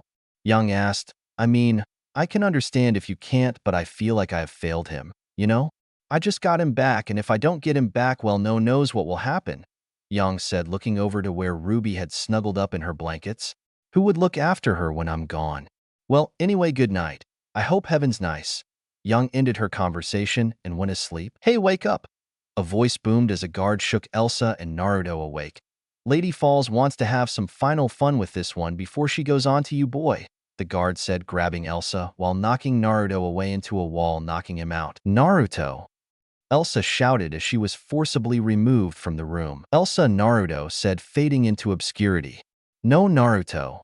Wake up, honey. That's it, brat, slumber deeply. Don't listen to that last voice, wake up now. Naruto bolted up just in time to see Elsa thrown into the cell looking like she was in a lot of pain. Here, the guard said, jabbing a needle into her neck. That should ease the pain. You have 3 hours, and then your last treatment will begin, the guard chuckled, locking the door. Naruto, Elsa whimpered. They unlocked my semblance, Elsa said, touching the wall and focusing, creating frost on the wall. You can create ice? Naruto asked, touching the frost. Yes, I can, Elsa coughed before settling into a painful sleep. The final treatment. That means that it will be sundown by then, Naruto said, settling down with Elsa in his arms, looking concerned. This is it. Time to meet them. Whoever they are, Naruto said, falling asleep. Blinking, he saw the grim cell. Next time he opened his eyes, he saw a place that a combination of all 3 places in one place. It was a white marble-looking temple surrounded by a crystal blue lake with a bridge running down the middle. Every 3 blocks a torch was lit, leading the way. Surrounding the lake was a field of white flowers ranging from jasmine, lilies, and peonies. And high above him in the sky was a full moon. However, one thing that was not there before was a red banner outlined in gold with the kanji for fire in the middle. Above the kanji was a spiral, and below the kanji was a leaf symbol. Where am I? Naruto asked as his voice echoed. We're in your mind, a voice said, making Naruto turn to see the red-haired woman, only instead of her yellow and black outfit, she wore a white kimono with a red obi which was detailed with white sakura cherry blossom patterns. And who the heck are you? Naruto asked. A simple question and one that will get answered inside, the woman said, leading Naruto to deep inside the temple where he saw a massive gilded cage door, a massive statue next to the gate, and a blonde-haired man who was wearing what Naruto remembered to be the Leaf Jonin uniform with a white cloak over top. Well, look who's here, the dark voice from Naruto's nightmares said, looking at the boy with red eyes glaring at him. Kurama, stop scaring the boy, the man said. Whatever, little pest, Kurama said. Watch it, the man said again. Minato, you must stop picking fights with him, the woman said. Yeah, well, Minato said. Don't you yeah well me, Minato, the woman said. Okay, not to interrupt, but who are you? Naruto shouted. This made the couple smile. Well, you see, I'm Kushina Uzumaki. Your mother, Kushina said, hugging Naruto, with tears sparkling in her eyes and Naruto's. And that man there is? I'm your father, Minato Namikaze, Minato said, joining in on the hug. I'm so glad I can finally meet you, Naruto. Mom? Dad? But Yang said you were. We are. All we are constructs built out of our final amounts of chakra we gave you when we sealed Kurama in you, Minato said sadly. You mean the fuzzball? Naruto asked. What did you call me? Kurama said, ramming the cage. You heard me. It's because of you that I had a hell of a life in Konoha, Naruto shouted. Do not blame me for you racist stupidity. Kurama roared, pushing his snout out of the cage, only to have a hand grab it and pull it forward, trapping it in the gate, which shocked the massive beast before the hand punched it back in. And who is that? Naruto asked. Not who, he's more of a what. That Naruto is your semblance, the Titan semblance. Like your friend Elsa, who I approve of, has said, it is a manifestation of your soul. Powered by aura, it is a personal ability that differs from person to person. With it you could either protect or destroy, Kushina explained.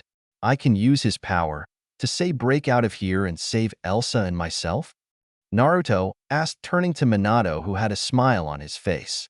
Exactly, Naruto. Now go and help your friend out. But don't forget we love you and your sister, Minato said, hugging him. I love you, Naruto, and shall be watching you no matter what. Now go out there and save your friend, Kushina said, smiling as Naruto started to fade. Be safe, Minato said, holding Kushina, and tell Yang we love her and shall be watching over her. When Naruto woke up, it was nearly the start of sunset. But now, instead of dread, he felt stronger and braver. Thanks, Mom, Dad, Naruto said, untangling himself from Elsa. He stood in the center of the room and focused. Focus on the power of my soul, the strength of my aura, and my determination. Titan mode, Naruto thought, being surrounded by a yellow glow which soon encompassed him. Naruto? Elsa asked, woken up by the light. What stood there when the light died down made Elsa gasp. Whoa. There, standing in the middle of the room, was a 8-foot heavily muscled man with wild blonde spike of hair cascading down to his mid-back. His hands and feet had clawed fingers and toes on them. He wore a pair of heavy damaged three-quarter pants, and finally his eyes were red with slitted pupils. Is that you? Elsa asked as Naruto picked her up and placed him onto his shoulder before punching the door. They would have heard that.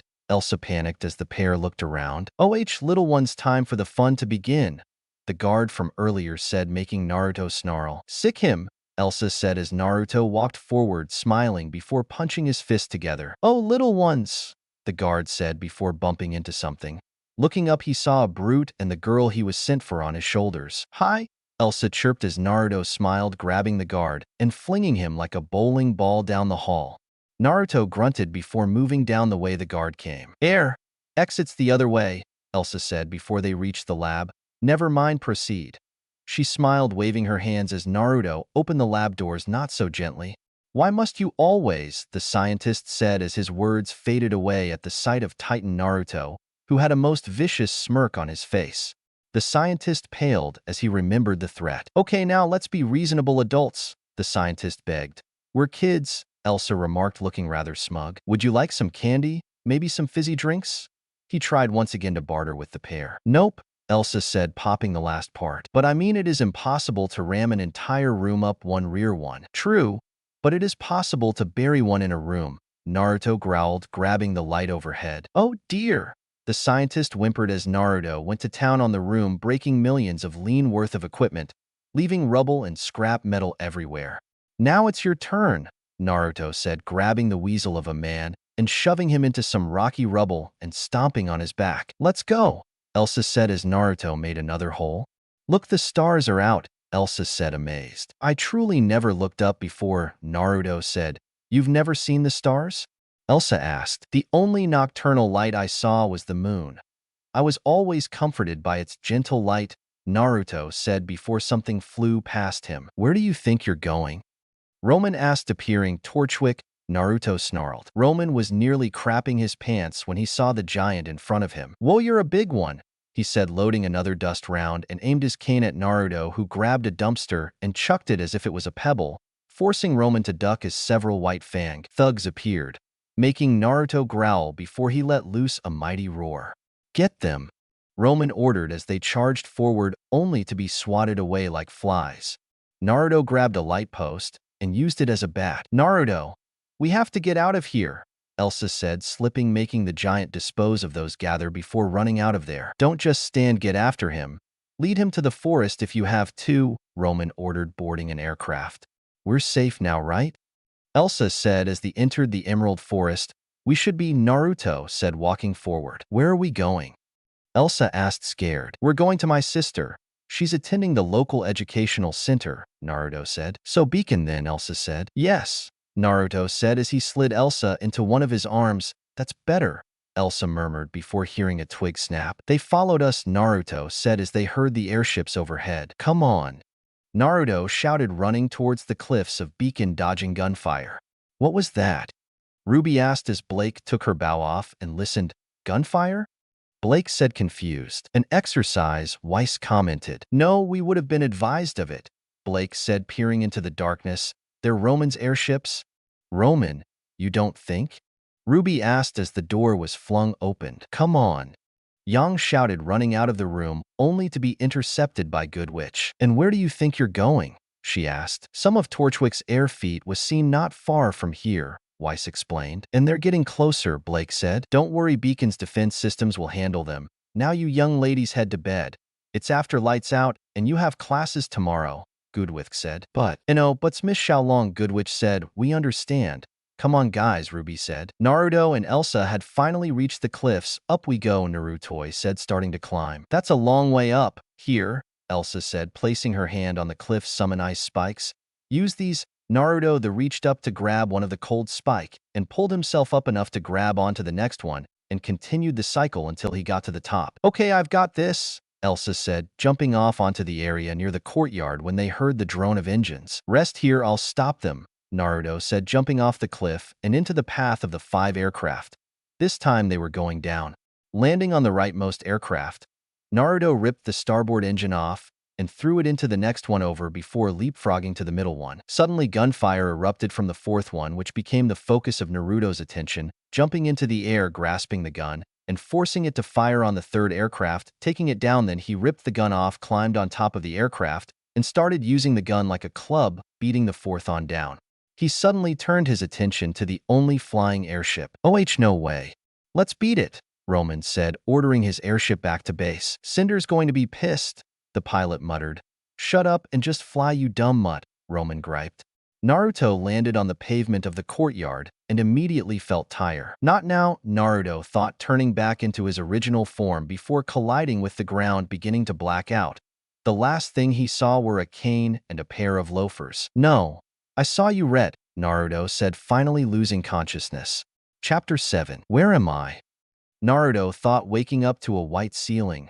Harsh lights were shining in his eyes, moving his hand to cover them. "Am I in?" Something next to him stirred. He looked over to see Elsa waking up. "Where are we?" she asked timidly. "If I had to guess, a hospital," Naruto said with a slight growl. "Actually, you are in the medical wing of Beacon Academy," a voice said, startling the two. Elsa becoming frightened while Naruto became defensive, blocking Elsa from this man. "Calm down, I'm not going to hurt you," the man said, placing 2 trays down on the tables by the bed. "I'm Professor Ashbin, headmaster of Beacon," Ashbin said. Naruto looked into his eyes, the color of chocolate with a slight twinkle of trust and comfort in them. "Okay, we can trust you," Naruto said, relaxing. "How do you know?" Ashbin asked as the pair got back on their respective beds. "Your eyes," Naruto said. "Very perceptive. They do say the eyes are the windows to the soul," Ashbin smiled. "Now I believe your breakfast is getting cold, and I would hate for these to get cold because they are quite the treat at breakfast time." Smiling as he revealed what was under the lid. "Pancakes," Elsa exclaimed with a look of childhood wonder. "So I know who the young lady is, Elsa Schnee, but who are you, young man?" Ashbin asked. "Naruto Uzumaki," Naruto said. "And what are you doing here?" Ashbin asked as Goodwitch walked in with a modified uniform for them each. "My sister. She told me this was the safest place to go if I was ever in trouble," Naruto said. "And we were that nasty man, Mr. Torchwick," Elsa started. "More like Limp Dick," Naruto whispered. "Kidnapped us and took us to be experimented upon," Elsa said. "What kind of experiments?" Goodwitch asked. "Semblance and aura. They awoke mine by torturing me with electricity to see what is was. How they awoke Naruto's I don't know," Elsa said. "I awoke mine by seeing you in pain and danger, wanting to get you out of there," Naruto said. "Okay, now wait here while we call your parents. Miss Goodwitch has brought you modified uniforms for you to change into," Ashbin said as Goodwitch laid Elsa's on her bed and drew the curtain before laying Naruto's on his bed. "Well, it's surprising comfortable," Elsa said, looking at herself in the mirror. "Yeah, well, I'm blowing this place. My sister is here, and I've spent too long away from her. Plus yours is too," Naruto said. "Weiss is here?" Elsa asked. "Yeah, pretty much, and not mention Ashbin did say your parents were coming to get you. So I'm off to see my sister, and trying to get the riot act read to me," Naruto said, leaving. "Wait, Naruto." "Oh well, may as well try and find way," Elsa said, walking off to the cafeteria. Ashbin stood back watching the two go their own ways, but he decided to follow Naruto, curious about who his sister was. "Who is your sister, Mr. Uzumaki?" he asked, following stealthily behind him. Naruto walked up to the dorm room that belonged to his sister's team. He exhaled before he knocked on the door. "Come in," a voice the young blonde recognized as he opened the door. "Ruby, you don't have to knock when you want to come in," Yang said, tending to her hair before class started. Naruto just stood there and smiled. "What about me?" he asked, making Yang pause before looking at him. "Naruto, is it really you?" Yang asked, getting misty eyes at the sight of her little brother. "Hey sis," Naruto smiled before being picked up. "I'm so glad you're back," Yang said, happily squeezing her brother tightly. All she could do was smile and relax as her little brother was safely back in her arms. Naruto knew this would last as Yang placed him down, stood up and coughed, becoming serious. Here it comes, Naruto groaned. Ahem. Where were you? Don't you know how worried I was about you? First you go off at Weiss over her views of the faunus, which she will address. Not only that, but running off after Blake when I told you to stay put, missing for 3 days. Then when I think I have found you, what happens? You get kidnapped and spent more than 5 days, probably locked up there, making me worry even more about you. I was seriously getting ready to give up hope that you would be found at all. Do you know how that makes me feel? Yang ranted. Maybe, Naruto flinched. So you knew that I felt angry that you had run off? Scared because you could have gotten lost? Relieved when I was told you were with Blake, who I trust a lot? Then becoming worried and scared again when you were taken and grief-stricken when I couldn't find you. But do you really know what I feel now? Yang asked, inching closer. No, Naruto shrugged. Relief. Relief that I finally have my brother back safely in my. Relief I can stop searching for you. Relief that I won't have to find you, and finally relief that you are all right, Yang said softly, hugging him. I'm sorry, Yang, Naruto apologized, hugging his sister back. Now for a punishment, Yang said, drying her eyes. Oh, come on, Naruto groaned. Hey, you ran off, Yang said. So what should it be? How about? Yang asked. A single lesson with me once a day for the school week, Ashbin said. Yeah, that and strict training under the tutelage of Miss Xiaolong, Miss Belladonna, and Master Lai Ashbin. Good choice. And finally, you must be dressed in uniform during my lesson, Ashbin finished. What, Professor Oz? Professor Ashbin, sir, how long have you been there? Yang asked nervously. Around about where were you? Ashbin smiled. Oh, please don't kick him out, Professor, Yang begged. He doesn't have anywhere else to go considering I'm his only family. And no need to worry, Miss Xiaolong. Mr. Uzumaki will be able to stay here, Ashbin smiled. Thank you, Professor, Yang said, smiling. Now, Mr. Uzumaki, I believe it is time for your lesson today. And same for you, Miss Xiaolong, Ashbin said. However, seeing as you two have been reunited, I'll allow you to skip the rest of today's lessons with your team to celebrate. Yes. I mean, thank you, sir, Yang said, pretending to hold in her joy. Very well, but Yang, I must make things clear. Naruto must return to the village where you were both born from time to time, as I know my old friend Hiruzen worries about him. Wait, you know the old man? Naruto asked. Yes, I do, and before you ask, that is a secret, Ashbin chuckled. In the cafeteria the same time as Naruto was reuniting with Yang, Weiss was poking her breakfast around her plate and swirling her coffee around in her cup, sighing. Maybe it's time to call it quits and stop looking, she thought, taking a sip of the now lukewarm liquid in her cup, not bothering to complain about how cold it had gotten. She never understood Yang could have held on for this long. Weiss had held on to hope for the first couple of days, but now she had given up and looked at defeat. Weiss, a voice said behind her. What? She groaned in a harsh manner before being hugged from behind. What are you? I'm sorry, Wei, Elsa said, hugging her older sister, who turned around and hugged her sister tight. Elsa, you're okay. Weiss said, starting crying. You're alive. I know. Weiss, I'm sorry, Elsa whimpered. Why are you sorry? Weiss asked, wiping away her sister's tears. Because I got caught, Elsa said, wiping away Weiss' tears before joyfully being hugged. You shouldn't be. I'm the one who's sorry. I wasn't there to protect you, Weiss said, smiling. Now that we got out of the way, can we please finish up with breakfast? Blake interrupted. Killjoy, the Schnee sisters said, smiling, making Blake smile as well. I have a very good feeling. Man, I hate this thing, Naruto griped, pulling on the collar and tie. Oh, just deal with it. It's only one lesson until you get sent to Signal, Yang said. What the heck's Signal? Naruto asked. Beacon is called a Stage 2 school. Signal is a Stage 1 school that has most of its students transfer to Beacon when they're ready for the second part of their training, Yang explained. Okay, so I should be going to Signal then, Naruto said. Not until you're 14, Yang smiled. Now here is Ashbin's office. I'll see you here after the first bell. Then we can go see the others. Sure, whatever, Naruto grumbled, making Yang chuckle. In Professor Oobleck's class, Ruby was sitting there quietly waiting for it to begin with Blake when Yang walked in. Hello, she said in her usual bubbly personality, making Ruby and Blake curious. What's got you in a good mood? Ruby asked. Oh, something good just happened, Yang smiled. And what would that be, you brute? Weiss asked, entering, acting like her old self. All right, class, it's time to begin, Oobleck said, entering suddenly. Never going to get used to that, Ruby muttered. After class, RWB went to their dorm while Young went to Ashbin's office. So I wonder why Young had to go to Ashbin's office? Ruby asked, entering their dorm. Who knows? But why was she back to normal? Blake asked. Who knows? Weiss asked as she went to change out of her uniform. So do you think she's all right? Ruby asked, polishing the blade of Crescent Rose. I hope so, Blake said as the door opened and Young walked in, holding the door open for Naruto. Naruto? Little fox! The two girls shouted, jump hugging the Young. You're safe. You're not hurt you. You can't believe how worried we were?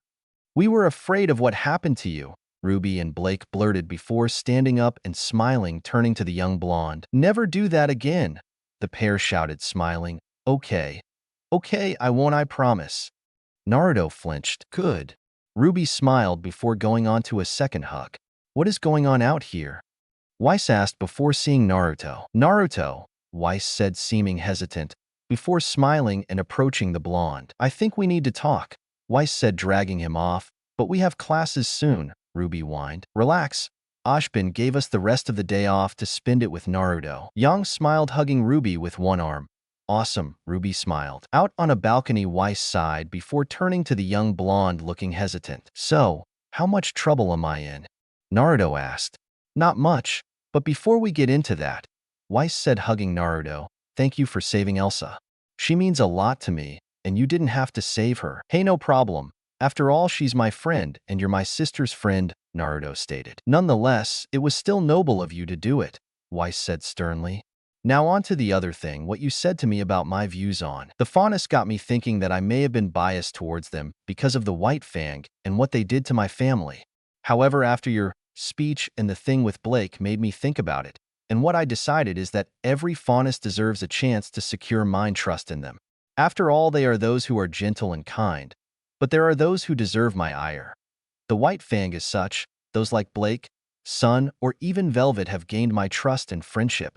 Something that I couldn't do before. Well, before I met a certain blonde's little brother who reminded me that no matter what the race, be it human or faunus, there are those who protect and those who destroy. You just have to a little faith on the positive, Weiss spoke. I don't know what to say, Naruto said, rubbing the back of his head. Then don't say anything, Weiss said, tilting Naruto's head, and kissed his forehead. Just promise not to run off ever again. Otherwise I will freeze you and drag you back here. Got it? Weiss snapped. Yes, ma'am, Naruto nodded. Come on, Weiss said, walking back with Naruto, not noticing Blake in the shadows, smiling about how Weiss had changed. Chapter 8. Ryan had his eyes closing, breathing slowly before jolting to alert as Naruto tried to attack from the air. Blocking the kick the boy delivered, the green huntsman twirled out of the way of a punch to the shin. He smiled, lowering himself to the ground to sweep Naruto off his feet. But to Ren's surprise, he used his hands to spring back onto his feet. Good move. Who taught you that one? Ren asked, knowing Naruto had a rough academic life. A jonin, Naruto said, using a wall bounce to try and get Ren, who twirled, span, and duck each attempted attack from the young blonde. Ren stood still with his hand out. Very good. Now trying to attack in a way that I can't counter it, Ren said. Okay, try this, Naruto said, running at Ren. How is that no counter? Ren asked as Naruto slid around and tripped Ren. Whoa! Ren exclaimed, falling on his backside. Nice shot, Ren said, getting up. But remember, cheap tricks make the victory cheap as well. If you use the skills you've earned, then that makes the victory sweeter, Ren said, helping up the young warrior. But I thought as a ninja, I have to use cheap tricks to get an advantage? Naruto said. Yes, it does. But that not mean you have to use illusions, deceptions, and trickery all the time. Ninjas do have honor. Just not much of it, Ren said. Now I believe Yang wants you for the next part of your training, Ren said. All right, let train you in jutsu and chakra use, Yang said, stretching and warming up. Now jutsu are techniques ninjas use in combat. By perform hand signs and utilizes chakra, a type of mystical energy formed by combining physical and spiritual energies together. Now the type of jutsu you use is by which hand signs are performed, and in which order they are performed in, Yang explained. And I already know that. Why are you telling me? Naruto asked.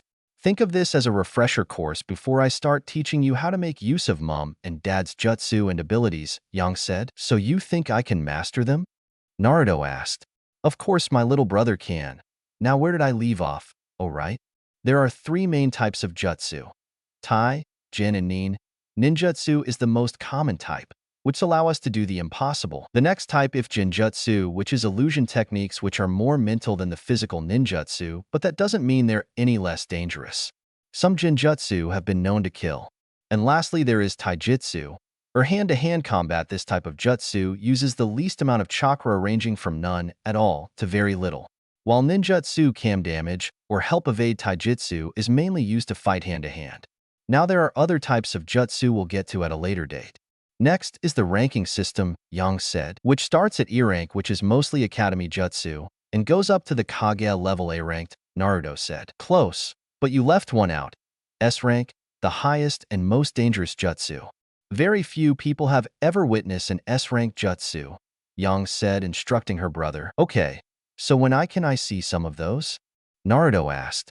While yet, Yang smiled. So let's start with the basics, the clone jutsu. After an hour, Naruto was all but wiped out. Okay, so maybe we should have done chakra control, Yang mumbled, looking at the depleted blonde. Take a break?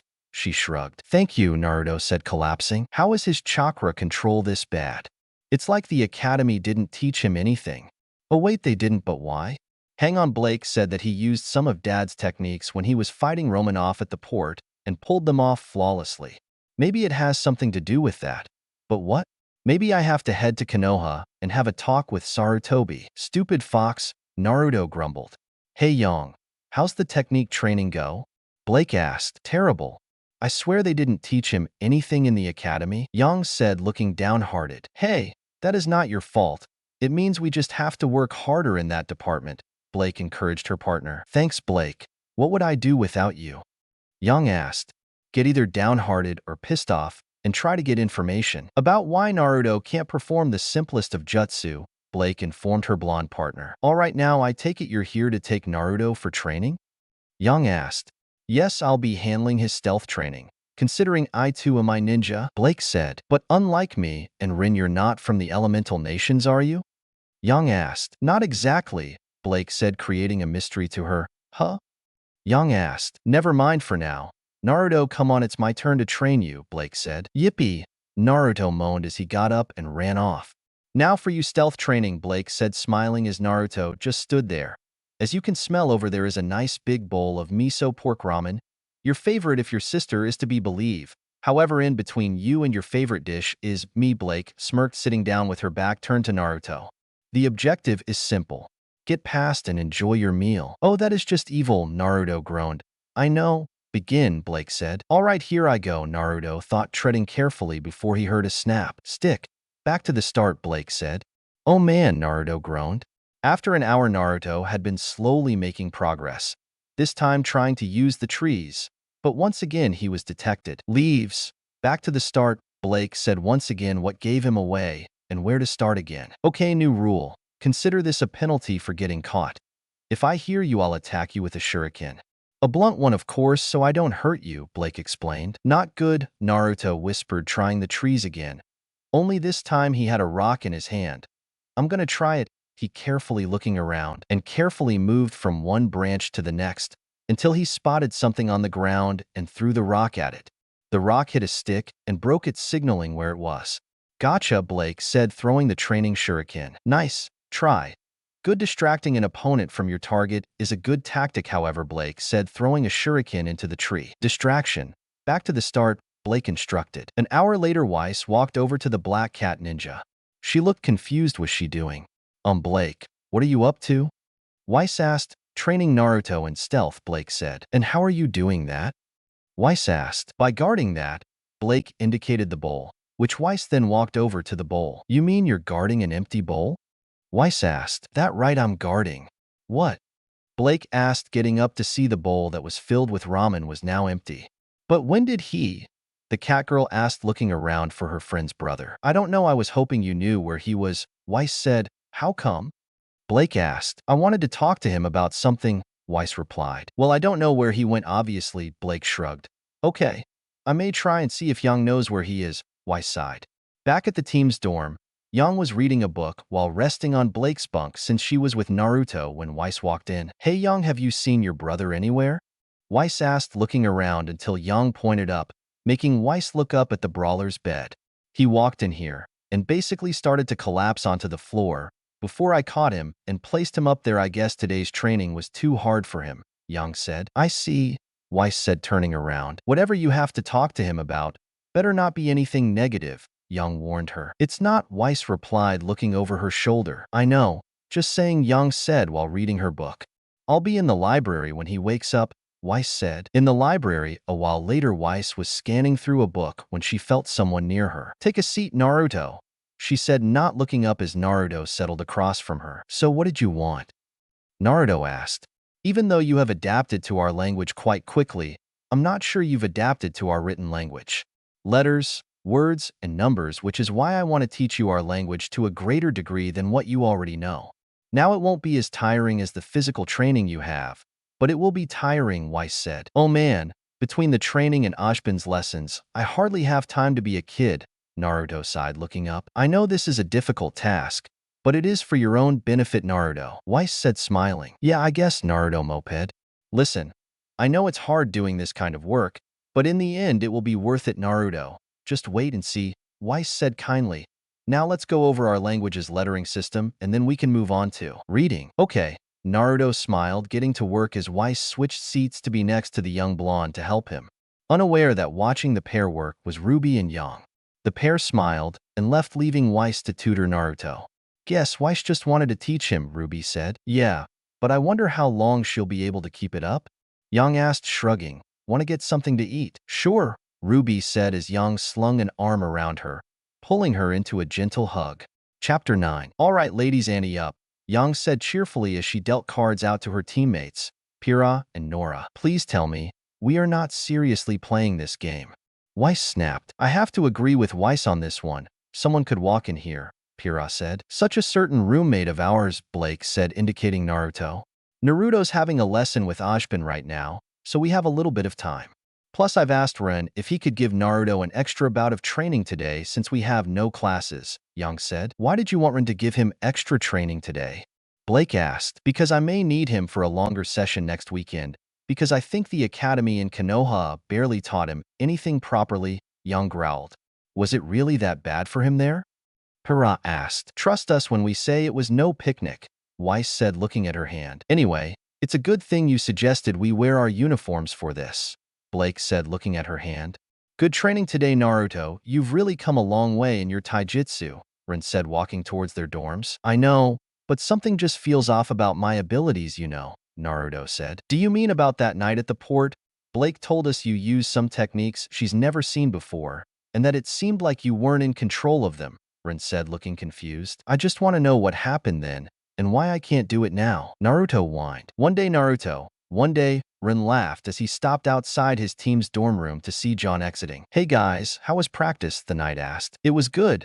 Naruto's stamina has increased a lot today, Ren said, smiling. Hey guys, what's this? Naruto asked, referring to the black thing on his head, which made Ren and John look at each other before Ren grabbed what appeared to Blake's bra and threw back in the room before John quickly closed the door. Let's get a bite to eat, Ren said nervously while John was ushering Naruto away from the room. Seriously, that had to be Yang's idea, the boys thought. What was that thing anyway? Naruto inquired. Ask Yang, the boys said, embarrassed about what just happened. Okay then, Naruto shrugged. As they went to the cafeteria, Ashbin walked around the corner.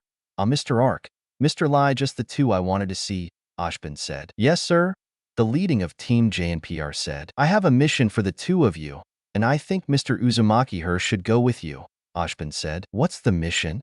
Ren asked. It's all here in this data file. Also, the teleporter has been engaged on your scroll. Mr. Lai, I'm putting you in charge for this mission, Ashbin said. Understood, the teens said. Good luck and have fun, Ashbin said as the three teleported out of the hallway. This should be interesting, the headmaster chuckled before taking a sip of his seemingly infinite coffee supply. Interesting flavor. I should have asked them to pick up some coffee from where they're going. Oh well. Once the teleportation aura dissipated, the three boys looked around, seeing forests and plains before spying a massive gate with two red symbols on them. No way. I'm not going back in there. Naruto shouted, about to run away, when Ran grabbed him by his jumper and physically dragging the boy into the gates. What is this place? John asked. I'm guessing Konoha, Rin said. I really was hoping not to return to this place, Naruto grumbled. It seems like a peaceful place, John said looking around. Down the way was a massive building, which Rin nodded to. That's where we need to go to so we can start this mission, Rin said, letting go of Naruto as John got behind Naruto. Just wait until… Hey, I recognize that smell, Naruto smiled before speeding off. Naruto, wait. He's gone, John murmured. Relax, he just want to get some ramen, Rin smirked.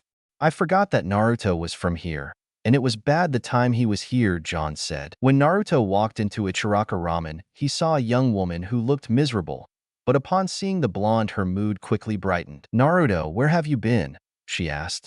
Easy, I am. I've been living with my sister, Naruto said. Wait, you've been living with Yang? I am said. Yeah, she and her friends have been looking out for me, Naruto said as he started on a bowl of ramen. That's good, I remember Yang when we were little. I was sad when her new mother took her away. She promised to come back, but I haven't seen her in a while. I am said, stirring the ramen she was cooking, smiling at the fact Yang had reunited with her brother. Lord Hokage, we have two boys to speak with you, Sora said, leading Ran and John into the office of the Hokage, who greeted the two boys with a warm smile and a grandfatherly gaze. What can I do for you two? Saratobi asked. We're looking for someone.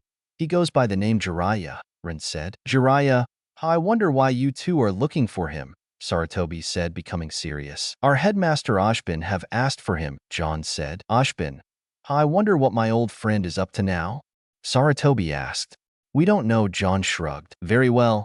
You can locate him at the baths, Saratobi said, nodding. Yes, sir, the two huntsmen said. How is Naruto? The elderly Hokage asked. He's okay, Rin smiled. Naruto was walking around the academy area when he felt something off where he was.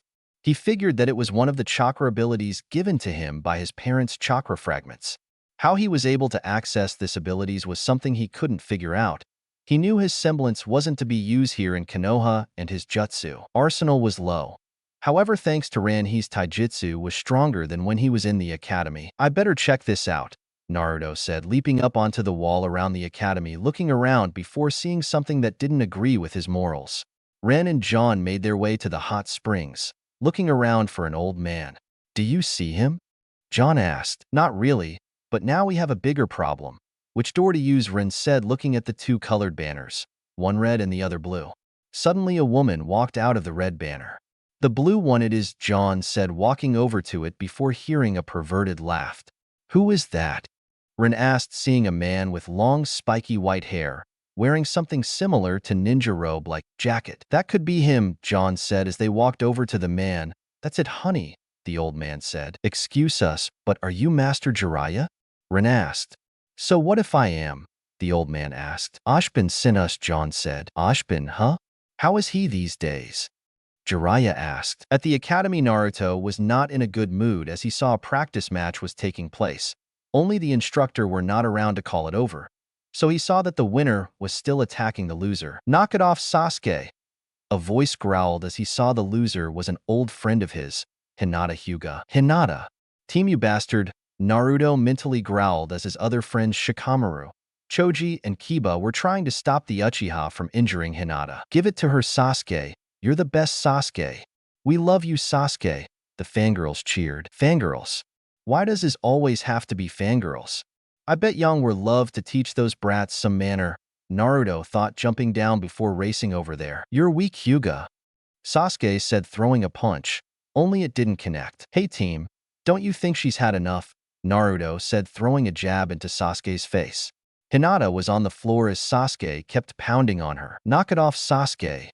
Kiba growled as Shikamaru and Choji had to hold on to him, so he couldn't do anything foolish. Kiba, Hinata thought, worried about the boy she had fallen in love with. Give it to her, Sasuke. You're the best, Sasuke. We love you, Sasuke. The fangirls cheered. All Hinata could do was whimper in pain. Kiba's going ballistic. Shikamaru thought as he struggled against Kiba to stop him from doing something crazy. You're weak, Hyuga, Sasuke said, throwing a punch. No. Hinata, Shikamaru flinching only to hear. Hey, team, don't you think she's had enough? A new voice said, jabbing Sasuke in the face. What? The trio of boys thought as they saw who punched Sasuke. A blonde-haired boy wearing a black and orange hoodie, black pants, and a pair of brown ninja boots. No way. Naruto. Shikamaru cheered. That's Naruto. Choji asked, shocked that his old friend who disappeared had returned and seemed a much more skilled fighter. Hey guys, long time no see, Naruto chuckled as he helped up Hinata. Naruto, I didn't think I would see you ever again. Sasuke groaned, getting up and prepared to attack. 1 second, Naruto said, grabbing the Uchiha's punch, turned around and flipped him onto the ground. So where you've been, man? Choji asked, grabbing a packet of barbecue-flavored chips from his pack. Oh, you know, living with my sister, learning new things, training the same old, same old. Naruto chuckled, making the others dumbfounded by shock. You have a sister? Shikamaru and Choji asked, is she hot? Kiba asked, dude, she has fire-based abilities and you're taken. Naruto said back, kicking Sasuke, who made another attempt. Just asking, Kiba shrugged. Well, your sister may know her, Naruto said, dodging and countering Sasuke for a third time. Really? Who is she? Kiba asked. You wouldn't know her, but her name's Yang, Naruto said, punching Sasuke in the gut. Now if you excuse me. Naruto and Sasuke circled each other, with the fangirls chomping at the bit to see Sasuke win, while his friends were barracking for Naruto to win. You've got this, Sasuke, the Banshee Sakura squealed. Show him what you got, man, Kiba barked. Alright, this match is between Naruto Uzumaki and Sasuke Uchiha. First one out of the ring or knocked out cold loses, Shikamaru announced. Now begin. Sasuke charged forward, delivering a jump kick, but Naruto blocked it, delivering a counterattack with a punch to the left shin. Sasuke then rolled onto his hands and feet, charging again, throwing hooks and jabs, all of which Naruto blocked with a brawler's guard he learned off Yang. Naruto then started to attack with the Lotus style Ren had started to teach with. Open hand strike, low swinging punches, and sweeping kicks were all successfully used and connected by Naruto before he popped up into a brawler's-style barrage of jabs, straights, uppercuts, and hooks. Sasuke was getting angrier that all of his attacks weren't doing anything, so he stealthily grabbed a kunai and swung it, forcing Naruto to handspring back before he grabbed Sasuke's wrist with his left hand and threw his right arm around Sasuke's elbow, getting into a throw stance. Nice try, Dobe, Sasuke growled as he ate dirt hard. Get out of the damn ring, team, Naruto groaned as he launched a vertical spin kick on his enemy's shoulder. Where the hell did you go? Sasuke demanded. Tell me, so whoever taught you will teach me.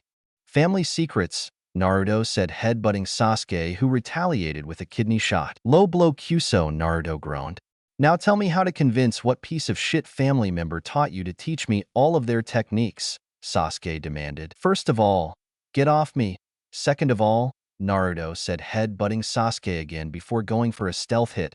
Not happening. If you demand of them, you'll be nothing but a smear of red on the grass, and that's before a bear takes a dump on it. Like that will ever happen, Sasuke said, smirking. Oh, you got something on your face, Naruto smirked back. Fire style, fireball jutsu, wind style, great breakthrough jutsu. The two fighters created a massive fireball and a massive gust of wind, the two creating a deadlock in the middle of the academy arena before a small ball of superheated chakra formed. It's going to blow, Shikamaru shouted, as the small ball of chakra exploded, sending smoke everywhere. Naruto, Sasuke said. Sasuke, Naruto shouted, getting ready to unleash his final attack. That's enough, a voice shouted, grabbing the punches of the two boys. Get out of the way, old man, Sasuke growled.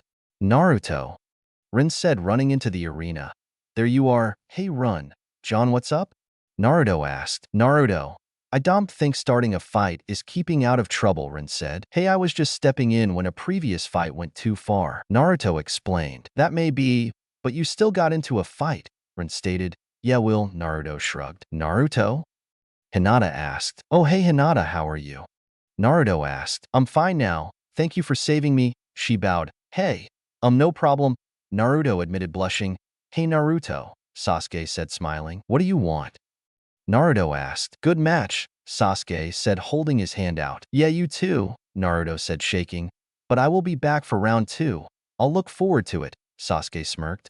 Now that we're finished here, let's go, Rin said as the four walked away. Hey, Uzumaki, Sakura cried. What?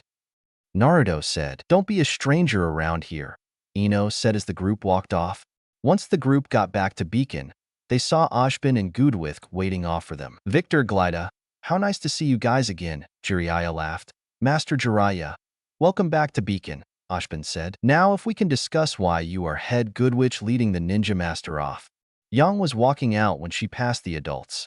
Was that? Yang asked. Sure was, John said. Now Yang, you have some explaining to do to Naruto, Rin said. And what is that? Yang asked, lifting an eyebrow. A certain article of Blake's attire was thrown onto his head during your game of cards, Rin said. Oh no. Top or bottom? Yang asked. Top, Rin said, walking off. Chapter 10. So where are we going? Naruto asked as he watched the team. We're going to the beach. You do know what that is, right? Weiss asked as she slipped her sandals on. She wore a pair of denim short and a white shirt. Weiss, me and Naruto are from a forest area about a couple of hours from the beach, so he wouldn't know what one is, Yang said, walking out of the bathroom in a summer version of her normal outfit. I agree, plus it will be fun to get out and about, Ruby said, zipping up her hoodie shirt over her swimsuit. Besides, I think we all need to get out, Blake said. So did you invite JNPR? Yang asked, grabbing her beach bag. Yeah, and I also invited Velvet, Blake said. Good. I was wondering about her. She needs a break from Cardin. Weiss sighed, grabbing her own gear as well. Come on, time to go, Ruby cheered as the group exited the room to see the neighboring there as well. So you guys ready?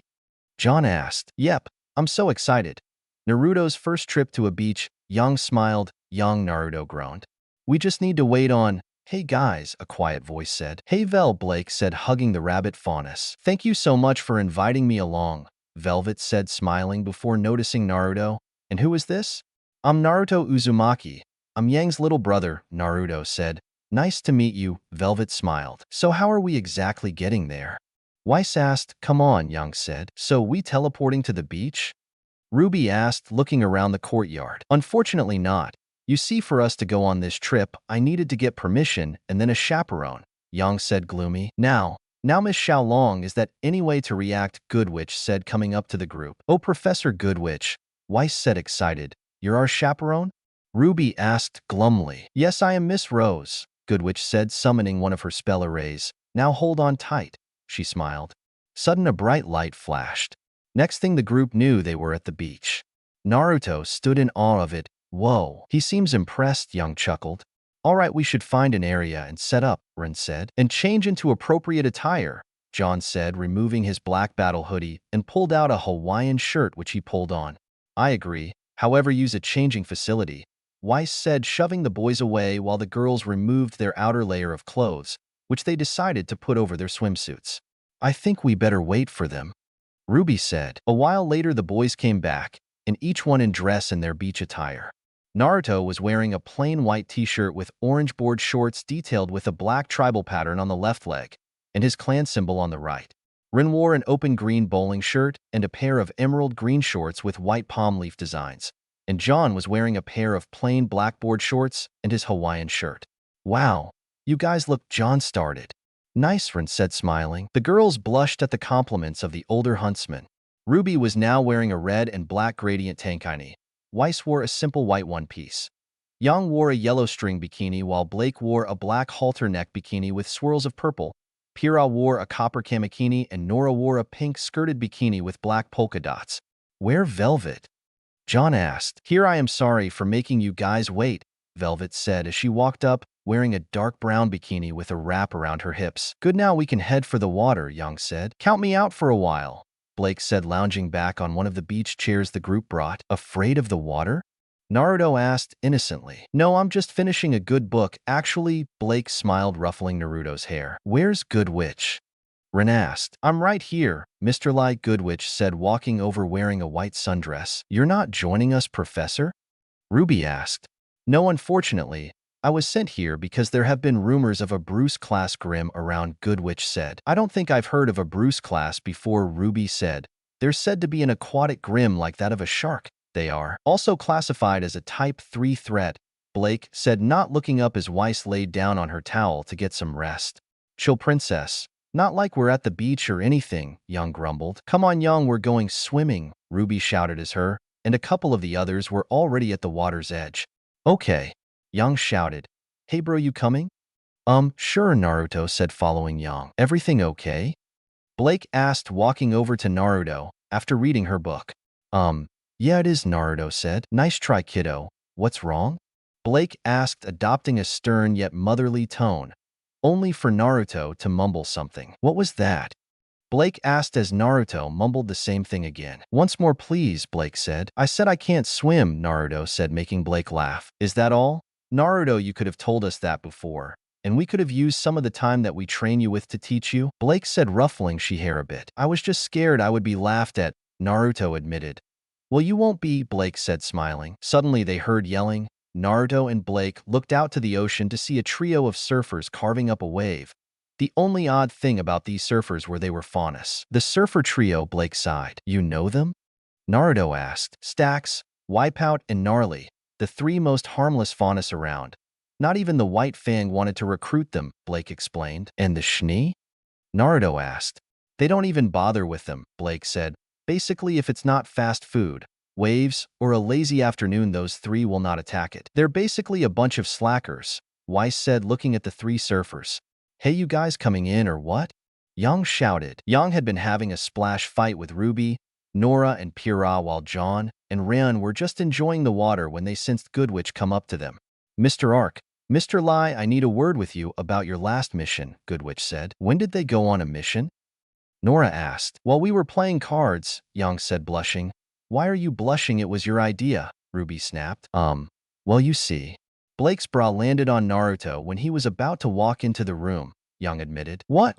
The girls shouted. Yang, I thought you checked the door was locked, Ruby whined, blushing. I did, but Naruto must have unlocked it with his scroll, Yang said, also blushing. Next time we don't play that kind of card game, Pyrrha said. Agree, the girls said. Hey, looks like Blake's finished with her book, Ruby chirped. Hey, you guys coming in or not? Yang shouted, waving. We'll be right there, Blake shouted.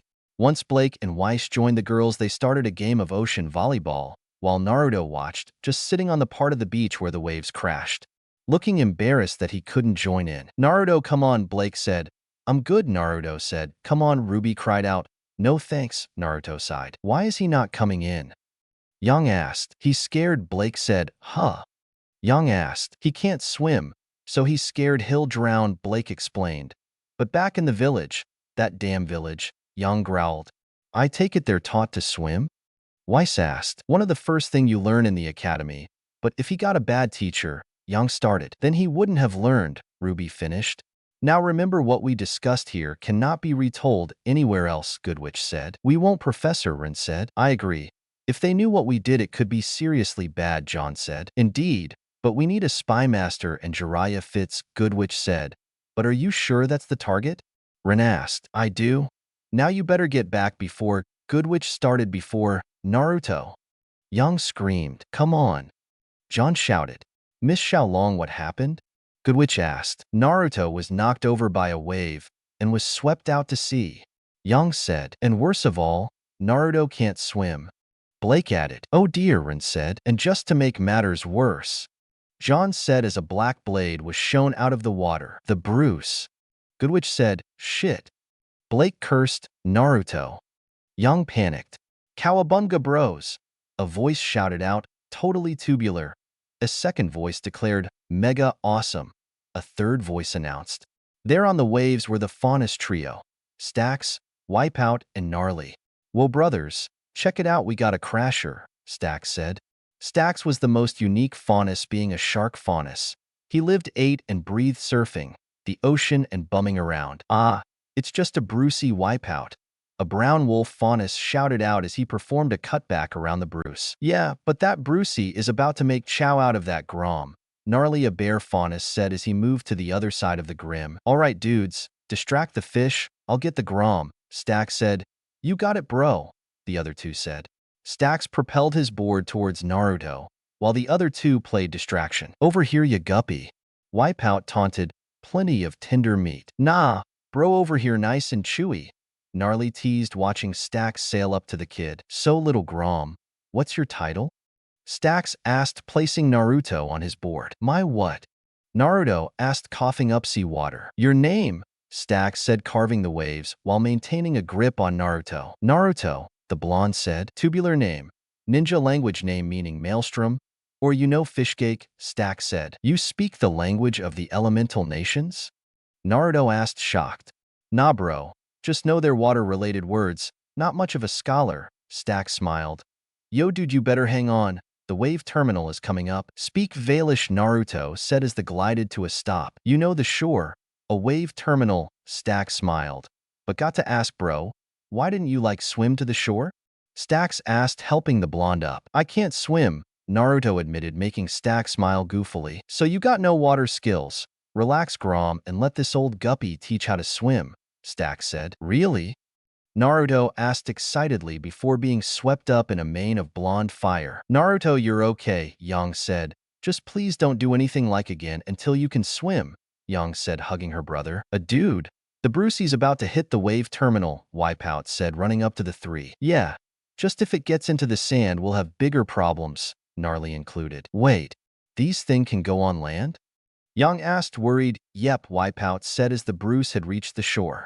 And we're without our weapons, Yang said. Snowpaw Amok Ot Su, Velvet said, summoning everyone's weapons. Thanks, Vel, Yang said, pulling on her shot gauntlets, when she noticed her friends grabbing their own weapons. Okay, form up, Ruby said as the friends spread out. Okay, time for us to join the fray as well, Stax said as the three summoned their swords. Wait, you three are huntsmen? Yang asked. Trained with the best, Stax said. Yang slammed her fist into the ground, making a torrent of fire shoot out towards the shark Grim, who leapt out of the sand into the air and crashed back down, preparing to enter the sand. No, you don't, Weiss said, summoning a glyph, catching the shark mid-air as the gunners opened fire. Good catch, Blake said as she changed Gamble Shroud to its katana form and jumped in the air. Whoa, Blake is amazing, Naruto thought as he focused on his futon abilities. Wind style. Grand Gale Jutsu, Naruto shouted, creating a great gust of wing heading towards the shark. Where is that coming from? Yang said, knowing that Naruto had great potential. You didn't teach him that? Rin asked, shocked. No, I can't perform wind jutsu. What about you? Yang replied. Neither do I. I can perform some basic earth-style jutsu, but that's it, Rin said. So who taught him the wind jutsu? Yang asked. It's over the water, Ruby shouted as she and Nora shot at it with their weapons, creating a black, red, and pink explosion in the sky. Awesome, the surfer trio said. The Betty got the Brucey, Stack smiled. Totally tubular fireworks, bruh, Gnarly grinned. Okay, just hold on to the board and kick. While laying on your gut, of course, Stax instructed as he and Yang just to teach Naruto how to swim. He was doing okay, while he had the water faunus and his sister by his side. Thanks for help teach him, Stax, Yang said. Hey, no problem, Dedet. It's kind of my thing, the shark faunus smiled. All right, now shall we try without the board? Yang asked. Okay, Naruto hesitantly answered. It's okay, Naruto, we're not that far out, Yang said as her brother let go and started to swim by himself. Totally tubular, bro. Stax smirked. I'm so proud of you, Yang shouted, started to hug her brother, only to end up in the water herself while hugging her brother, before they started laughing together. Chapter 11. Another grim hunt in the wintry wilderness. Great, Yang groaned. At least this one isn't a Schnee mission, Ruby said. And what is that supposed to mean? Weiss asked. Nothing. Nothing at all, Weiss. Ruby panicked as the trio walked out into the snowy landscape. Blake was still inside, grabbing her winter gear. All right, lover boy. The Schnee mansion is in this direction, Blake said, showing Naruto on his scroll, and this is the easiest way. Now I want this to be a stealth mission. To complete this objective, you must enter the mansion, find your objective, and enjoy yourself without getting caught until at least you've made contact with Elsa, Blake said. Any questions? Why do people assume we're a couple? Naruto asked, pulling on his white and orange winter hoodie. You look cute together. Anyway, we'll be making our way there afterwards, because I think Weiss wants to talk to her father about something. So, meet you there, Blake smiled, walking out with Naruto. Got ya, Black Cat, Naruto said, running off. Be careful, little fox, Blake shouted before going over to her team. So think he's going to confess? Ruby asked. I'm not sure, Blake giggled.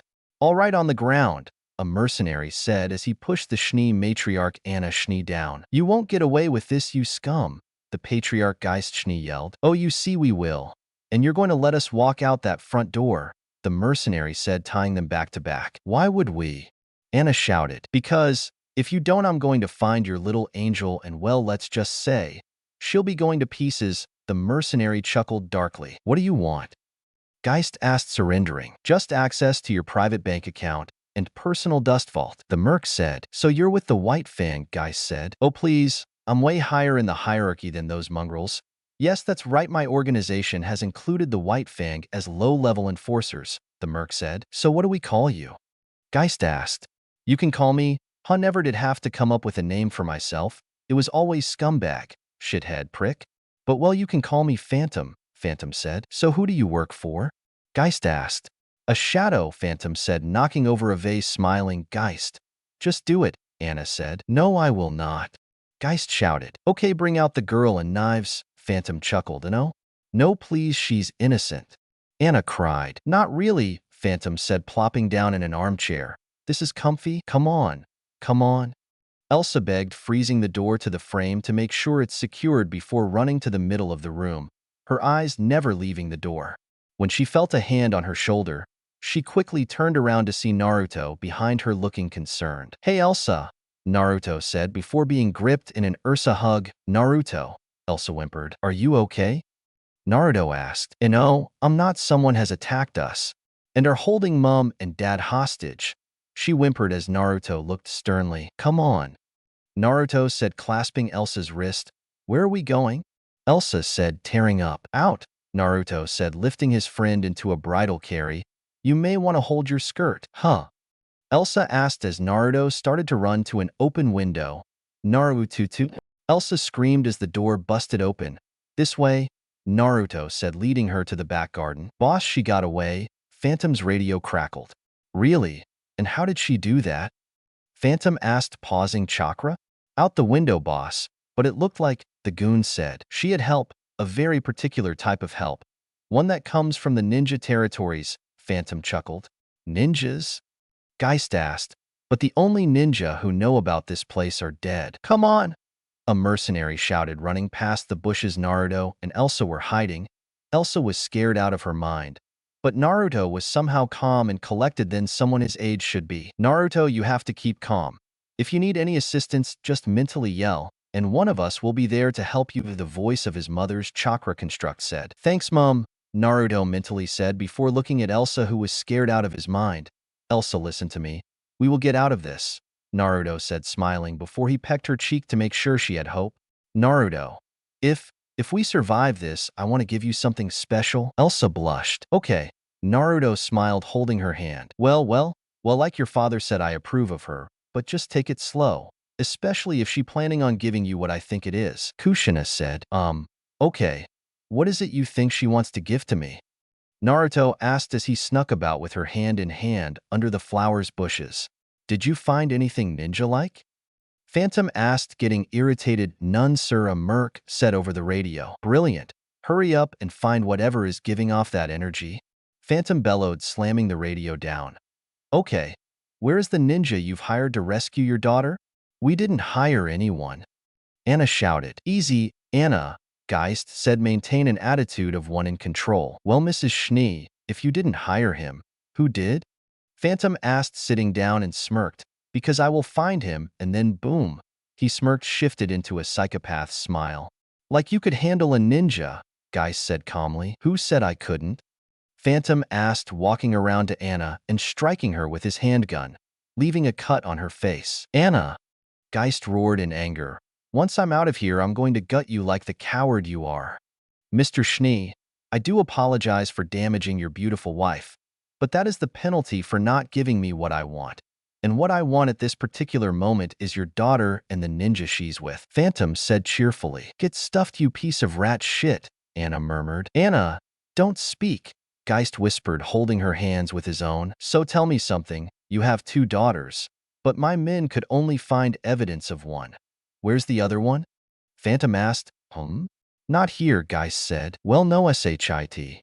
Phantom said, shooting at Geist's shoulder. Now I ask again. Where is she? Phantom said, shoving the gun's barrel into the GSW. Beacon Academy, but when I give her a call, she'll be gunning for you, Geist growled. No, she won't. Phantom smiled, resuming his armchair lazing. Seriously, where did you get this chair? Elsa and Naruto were sneaking their way through to the orchard. If we can just get there, we'll be able to run out into the forest and find my sister, Naruto said. I hope Weiss is also there, Elsa said. Hey, she's there, Naruto said, realizing something. Creeping out of the bush, he saw that he lost them. That's weird. Suddenly, he heard something behind him. Let me go. Elsa screamed as one of the mercenaries had grabbed Elsa and was now trying to restrain her. Elsa!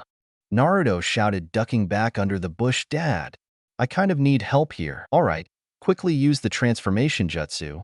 That way the strain on you will be lessened than what you did the first time I helped out, Minato said. Thanks, Dad. Now then, transformation jutsu. A massive smoke cloud spread out around the small area where Naruto was now stood, an older version of the young blonde. He wore a ninja uniform with a white cloak, like jacket with flames edging along the bottom. Everyone gathered there just stopped. Drop the girl, Minato said. Is he a ninja?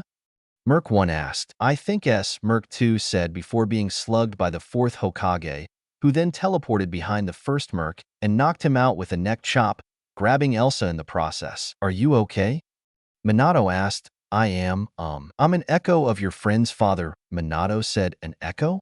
Elsa asked. It's complicated, but for now we should get out of here, Minato said, clasping Elsa's hand. And by the way, I'm still Naruto in a way. Yang stood up in a tree looking around at the snowy environment. To a city girl like her who never left Vale or the village of Konoha, the white frozen snow was a beautiful mystery that she didn't want to solve for fear that it would lose some of its magic. The only reason she hated coming up to the snow areas was that she always had to do grim hunts, whether asked by the Schnee who lived up here or by Ajbin who wants to make sure that the little villages don't get overrun. Oh man, I think snow got in my boots. Not to mention it's freezing cold, Weiss whined. And the fact that Weiss was whining about not wearing proper winter attire. Yang just paid her no mind as Blake talked with her about proper attire. Yang was nice and warm in her winter jacket, which was like her normal one, only it had long sleeves and a fleece lining. To make sure her legs don't get cold, she wore a pair of black combat trousers over a pair of thermal stockings. She also had her semblance to warm her. I have to agree with Blake. Weiss, why didn't you wear winter gear like last time? Ruby asked. Because I left it at home to get washed, Weiss exclaimed. Well then let's go get it. Yang, is the coast clear? Blake shouted up to the blonde. I'll check, Yang said, pulling out her dust rifle sunshooter and equipped its scope. Okay, looks clear to the left, Yang said, slowly panning to the right. Looks clear, right. Panning back to the left, something caught her eyes. The sight before her shocked her, causing her to scramble down the tree. Yang, what is it? Blake shouted up to her as she landed on the snowy floor. I just saw something I never thought I would see again, Yang said in shock. What is it? Ruby asked. Guys, I saw my father fighting over at the Schnee estate, Yang said, looking confused. But isn't he? Blake asked, not finishing. Yes, which is why it's confusing. How could my late father be fighting mercenaries over at the Schnee estate? Yang said. I don't know, but it is at the Schnee estate. We better check it out, Ruby said. Minato and Elsa were doing their best to fight off the mercenaries when Minato changed back into Naruto. Crap! Naruto shouted as he was ambushed by the mercenaries. Get off of me! He shouted as he punched a goon in the lower regions, forcing him to drop Naruto. Elsa, run! Naruto said as he tried to hold the mercenaries off, only to get grabbed by them as they picked up Elsa as well. Hey! Yang roared, entering the estate, opening fire with her rifle. Drop it, girly, or we drop them. A merc said as guns were held up to the children. Fine, Yang said, backing off, but you won't get away with this, she growled as the mercenaries left with Naruto and Elsa. Shit, Yang shouted, kicking the snow. I'll get the others and storm the estate. Pink carnations and a pickup truck. Phantom sang, I've forgotten the rest, a smirk developing as he watched the head of the Schnee family squirm. Now that my friends have what I want, and have knowledge that your daughter is in the forest, I just have to wait until I have all I want. Phantom smiled as Anna broke down in tears. Let go of me, you dick. Naruto shouted as the two were brought in. What is this? Where's the ninja? Phantom asked as the merc pointed to Naruto. Kinda small, isn't he? Phantom asked. Kiss my arse, Naruto swore. And a little foul-mouthed as well. Now I want the girl over by the fire, Phantom instructed. And now the fun can begin. Once again, give me what I want, and your daughter with still have a hand. Phantom chuckled as Elsa was pushed over to the fire with her hand over it. And I'll count to 5. Phantom started before Naruto kicked him in the shins. Little pest, Phantom said as the door was kicked in. Now what? He yelled as Yang rushed in with her rifle drawn and loaded. Let them go, Yang said. How about? No. Phantom laughed. Soon RWB raced in. Mom, Dad, Elsa. Weiss screamed as she saw her family. Her mother was bleeding. Her father was shot and her sister's hand was about to be burnt. Don't worry, they'll be let go once I get my money. So tell who is going to buckle first? Phantom asked, smirking evilly. Chapter 12. Last time on Flame and Maelstrom. Phantom chuckled as Elsa was pushed over to the fire with her hand over it. And I'll count to 5. Phantom started before Naruto kicked him in the shins. Little pest, Phantom said as the door was kicked in. Now what? He yelled as Yang rushed in with her rifle drawn and loaded. Let them go, Yang said. How about no? Phantom laughed. Soon RWB raced in. Mom, Dad, Elsa. Weiss screamed as she saw her family. Her mother was bleeding. Her father was shot and her sister's hand was about to be burnt. Don't worry, they'll be let go once I get my money. So tell who is going to buckle first? Phantom asked, smirking evilly. Now the conclusion. I'll do it, Geist shouted as the mercenary holding Elsa was ordered to stop. Fine, give me the coordinates to the vault and then I'll leave, Phantom said. But I'm taking the kids and the weapons of the huntresses with me, so no one gets any funny ideas. Phantom smiled as RWBY were relieved of their weapons. You're making the biggest mistake of your life, asshole, Yang growled. Not as big as one you'll make if you come after us.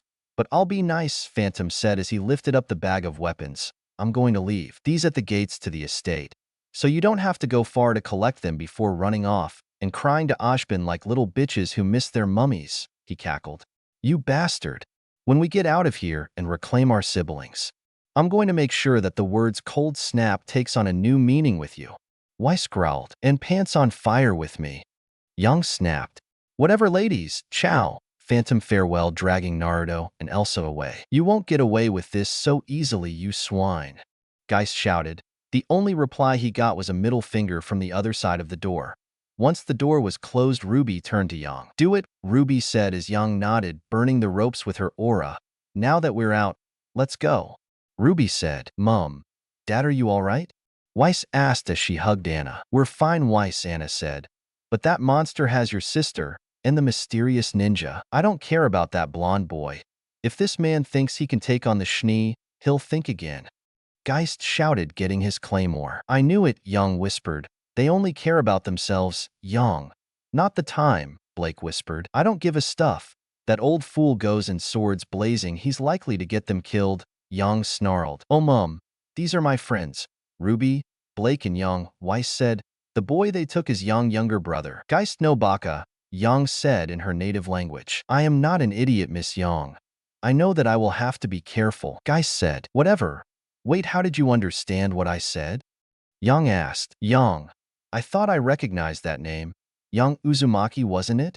Geist asked. It was. I go by Yang Xiaolong now, Yang said. Well then, I supposed I could save Kushina's son. Geist smiled, leaving the room. Okay, now here we are, Phantom said, getting out of the car, dragging Elsa along with Naruto in the hands of another mercenary. Once we're inside, let them go and run around because they won't be leaving the vault, Phantom said before whispering, Open her up, sweetheart, to Elsa. Mirror, tell me something. Tell me who's the loneliest of all? Elsa sang as the door to the vault opened up. Thank you, Phantom said, shoving the two kids into a corner. That was that you just sang? Naruto asked, loosening his bonds.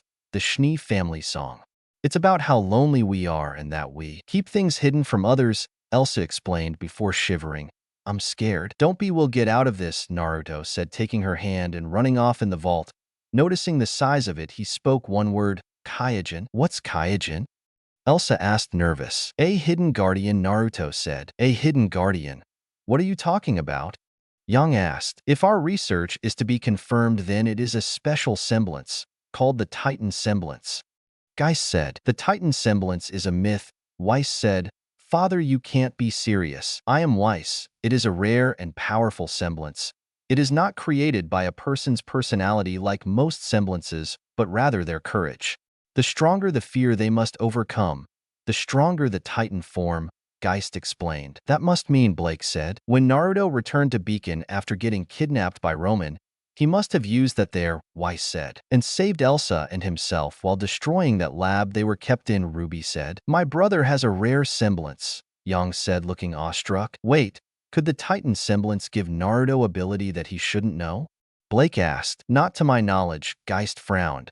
When did he display these abilities? Geist asked. The stray incident, Blake said. Right before he was captured, Weiss said. What abilities did he use? Geist asked. Shadow clones, a red orb, and teleportation, Blake said. Shadow clone Jutas, Crimson Rasengan, and the Flying Thunder God. Those three jutsu used to be used by my father Minato. Namikaze, Yang said. I agree, Geist said. And how I know him is another question to be answered at a later time. Dump them here, Phantom said, dropping some bags in front of a vault. Come on, Cinder wants this done now. He started shoveling vast amounts of dust crystals into his bag. Okay, we've got enough of the burn. Find the freeze, repel, and shock dust types.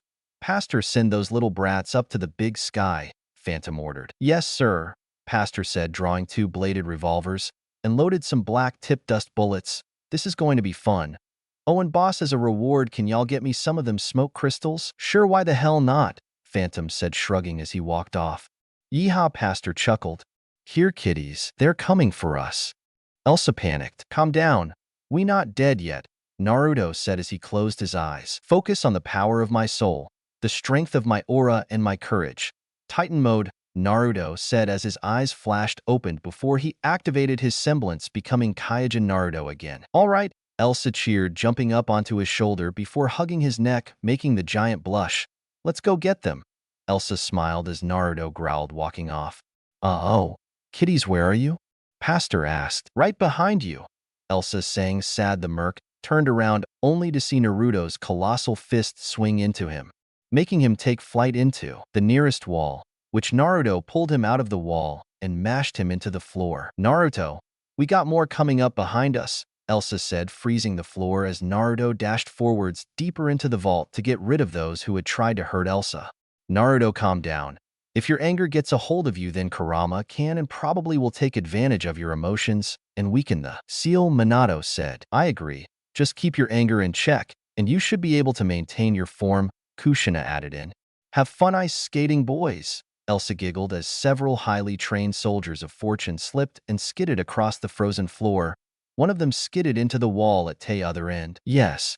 2 points, Elsa said, noticing Naruto's confused look. That was enough to make him continue on before seeing a couple of the mercenaries at the money vault. We need that damn brat again, the first one said. Why not just sing the song? The second said. Because I don't have a voice print that matches those in the damn system, first said. Oh, then why don't I use the recording I got? Second replied. Then why didn't you say so? First asked as second pressed play. Mirror, tell me something. Tell me who's the loneliest of all. The recording sang as the door remained shut. The recording must be throwing the wavelengths off, first said. At least it was worth a shot, huh? Second said. Mirror, tell me something. Tell me who's the idiotic of all. Elsa sang as Titan Naruto rounded the corner. What is that? First asked as he was thrown into the vault door. That will teach you bullies to attack my family, Elsa said as a wire was wrapped around her foot. Got you, little bitch. A pure breed girl like you will get me a high price on the market. Phantom smirked before Naruto charged at him. Later, Phantom said as Naruto closed in on him. Phantom looked behind him and pulled out a phone. Yeah, hi, guess what? My pay rate just went up. Why? How about I'm being chased around the damn vault by friggin' Bigfoot? Phantom said to the other person on the other. Yes, that's right, something big is no longer behind me, Phantom said before he heard a grunt in front of him. How the heck did that get in front of me? Phantom shrieked, backing up, looking all around the room, spotting holes in the ceiling. Little bastard, Phantom quipped.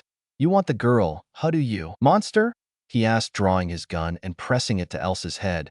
Come on, tough guy, what's it to be?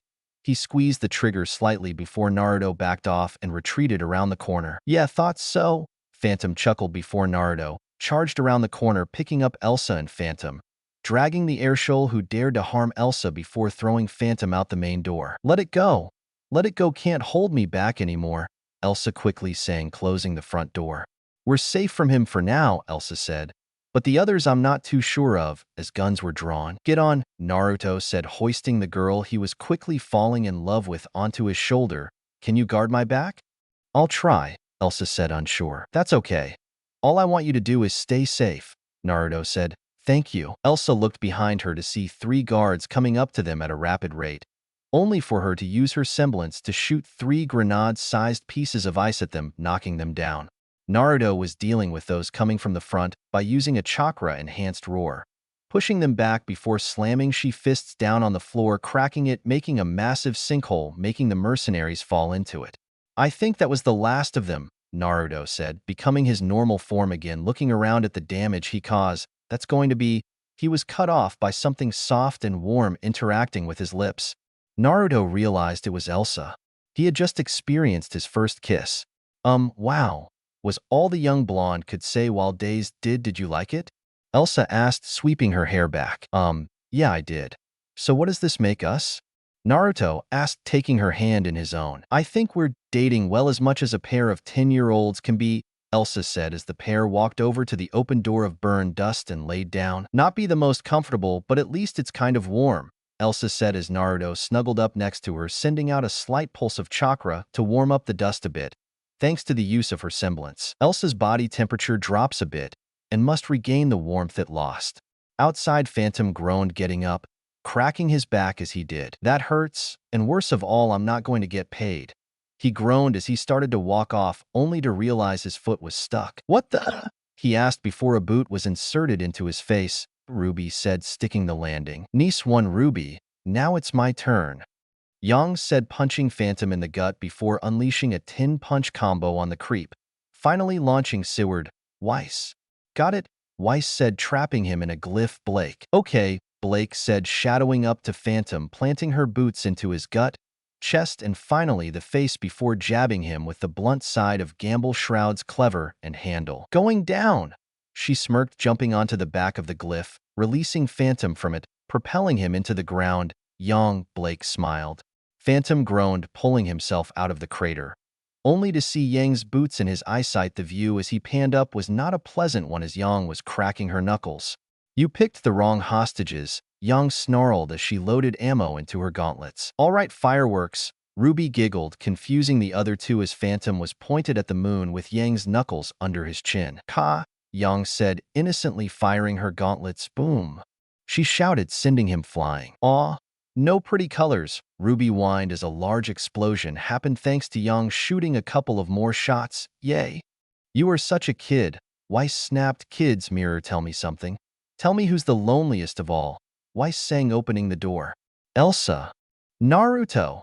The two sisters shouted, seeing the massive amounts of damage. What did they do? Weiss shouted. It can be repaired, Weiss, Geist said. Over here. Ruby shouted. I feel bad about this, Ruby said. So do I. But it must be done, Blake said, squatting down and shook Naruto's shoulder, while Ruby did the same to Elsa. Hey, come on guys, you really shouldn't sleep on dust crystals, Blake said as Naruto yawned and stretched, while Elsa got her bearings. Are you two okay? Ruby asked, checking her partner's sister. Yeah, we're fine, Naruto said, stumbling as he fell into Blake's arms, falling back asleep. Elsa doing the same thing, only on Ruby's back. Are they okay? Yang asked, arriving to see Blake gingerly getting up and passing Naruto over to her.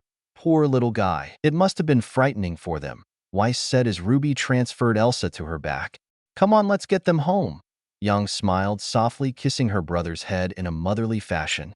I couldn't agree more, Weiss smiled, touching her forehead to her sisters. Chapter 13. Velvet once again found herself being chased by Cardin Winchester and his team of thugs. They had spotted the mage and decided to help her exercise. Hey look boys, I think the bunny is putting a bit of unseasonal winter weight, Cardin snickered. Come on Cardin, please leave me alone, Velvet begged. We're just helping you stay in shape, Buttertail, Russell said, slapping Velvet's backside. Little did they know, they just happened to pass by young Naruto Uzumaki, who saw this and growled slightly. I heard Velvet was being bullied, but never did I expect to see it. Focus on the power of my soul, the strength of my aura and my courage. Titan mode, Naruto said, activating his semblance, becoming Titan Naruto. He snarled, seeing Cardin pick on his friend, so he carefully crept up to Team CRDL, who was still attacking Velvet. Please let go, Cardin, Velvet begged. Why should I? The leader said. Because I know this isn't what you're truly like. This school has changed you, Velvet said. Yeah, it's made me better, Cardin said. No, it's turned you into a bully, Velvet said. Whatever, Bunny. Now it's time for you to... What the hell is that? Russell shouted out, spotting Titan Naruto. I don't know but run, Cardin said, bolting. Don't leave me here with that thing, Velvet whispered as she ran faster than her tormentors, but she tripped on her own feet before CRDL passed her. Don't leave me here, Velvet shouted again, seeing that Titan Naruto was nearly at here when a thunderous crash sounded. Velvet, who was not looking behind, looked up and saw that whatever was chasing her was now stuck. That was when Team JNPR arrived. Velvet, are you okay? Pyrrha asked, picking the rabbit faunus off of the floor. What happened? Cardin and his cronies were bullying me again, then this appeared and scared them off. I tripped and was left behind only to discover he had gotten stuck, Velvet said. Right in the only corridor leading to class, Rin said. What happened? Is everyone okay? Blake asked, arriving with the rest of Team RWBY. Whoa, what is that? Ruby asked. A monster, some kind of human grim hybrid? Weiss panicked, those eyes. It couldn't be, Yang gasped. What is it, Yang? Blake asked. Naruto, is that you? Yang asked. Yeah, who the heck did you think it was? Naruto shouted, making Weiss faint. But how is he that big? Pyrrha asked. I have no idea. Ruby squeaked. Unless, remember what Weiss' father said while on the way to the vault. Naruto's semblance must be the Titan's semblance, Blake deduced. No way, Yang gasped. So can you turn it off? Ruby asked. Only when I've expended enough energy, Naruto said. And how do you do that? Blake asked. Combat, Naruto said. So you have to fight to turn back, Yang said. Yes, but considering this is the first time I've physically triggered it. So until I use up my aura, I'm stuck, Naruto said as Weiss woke up. About time. Professor Port's class. Weiss said. Glad to see that you've got your priorities straight, Blake said, using her scroll there. I've informed Ashbin of the situation, Blake said, looking up at the Titan. So now what? After half an hour and the email being sent out, teams RWBY and JNPR sat in the hallway as Naruto tried to get out. At this time, they were all bored. Ruby just sighed, looking at the roof. Hey, Yang. Blake said, what is it? Yang asked. This has been bothering me for a while now. How did you two recognize each other? Blake asked. Well, it's kind of complicated, Yang said. You had them too? Naruto asked. Two. Weiss asked. When I was still young, about 4 or 5, I had dreams about a young girl around 12, or something. She would be laughing and playing when she would stop and look at me, Naruto said before breathing so he could continue. She would have eyes filled with pity, concern, and worry before coming over to me and helping up before pulling her off to play with her. Then they stopped, Naruto said. Though this dreams I learned her name. But there is something as well. The day I was born, Naruto said. The day everything went to hell in a handbasket, Yang said, growling. What happened? Ruby asked. Like we said, it was the day of Naruto's birth, and Mum had to be in isolation from the rest of the village while she gave birth thanks to her status as a Jinchuriki. In other words, she was a walking jail cell for something called a biju, a massive amount of chakra that took the form of a beast. Anyway, after Naruto was born, something happened. The village was attacked and Dad had to fight them off. I was kept in a secret location for safe purposes. Dad brought Naruto there and tucked him, so I came over to see him, my little brother. It was one of the happiest moments of my life. I was a big sister and wouldn't let anyone near him that I didn't like. I was going to be a good sister to him. While this was going on, the nine-tailed fox was being extracted out of our mother. Anyway, when Dad brought Mum there, she was nearly dead and Naruto was crying. Anyway, I had found out my chakra contained small amounts of my aura. So while Mum tried to calm Naruto down, I helped by activating my aura softly and held Naruto's hand. I guess I transferred my aura to him. That's why I knew who it was when we showed up in the village. I guess my body sensed its own aura, summoning up the feelings I once had. Soon Dad and Mum disappeared and Summer came to collect me and ask what happened to Naruto. I was the lied to, being told my brother was dead when he was alive the whole time. Yang, Ruby said, hugging her sister as tears came to Yang's eyes. Yang, Naruto said sadly. Yang heard this and smiled at her brother. I love you, Naruto, Yang said, smiling sadly. We'll find him, the bastard that did this, and finish him off, Weiss declared. I agree. This masked man will die by the hands of Team RWBY, Blake said. Don't forget us as well. We want a piece of him ourselves, Pyrrha said. You got that right, John said. I'm in, Nora cheered Rin. We should go after him. But we have to find him first, and from Yang had told us, he was able to control the nine-tailed fox, which we have no idea where it is, Ren said. I do, Naruto said. What, where? Ren asked. Here, Naruto said, summoning the seal. No, please tell me they didn't. Yang shouted. It looks like they did, Ren said as Yang punched the wall. If they weren't dead, I would kill them, Yang said. Easy, Yang, Ruby said. My parents turned their son into a Jinchuriki, Yang said, sparking off embers. Naruto, your parents had to do what they had to do, Ashbin thought, reflecting back that day. Minato, Ashbin said as he and a team of hunters. Ashbin, we've got a problem, Minato said. I saw. You deal with the fox. We'll take the masked man, Ashbin said, drawing his dust blade. He looked to his left, seeing Geist Schnee, Jet Belladonna, and Crow Rose. Turning to his right, he saw Peter Port, Glinda, and Summer Rose. Thank you. Konoha is in your debt, Minato said, nodding to Team Beacon. No problem. Let's go, team, Ashbin said as the 6 others with him. Ashbin, this guy has time and space abilities, Minato said. I understand, Ashbin said. Wait, there's also one more thing I want you to do, Minato requested of his friend. Anything, Ashbin said, knowing what was going to happen. Ashbin, are you okay, my dear old friend? Port asked. I was just remembering the hunt for the masked man, Ashbin sighed. And it seems we have found the location of the Titan user and the Kyuubi no Kitsune. Really, where? Port asked. He's blocking the door, Ashbin smirked. Really? Who is blocking the door? Port asked. Their son, Ashbin said. Hey Yang, can you and Weiss get us some refreshments? Blake asked. Sure. Hey Pyrrha, can you and John help us?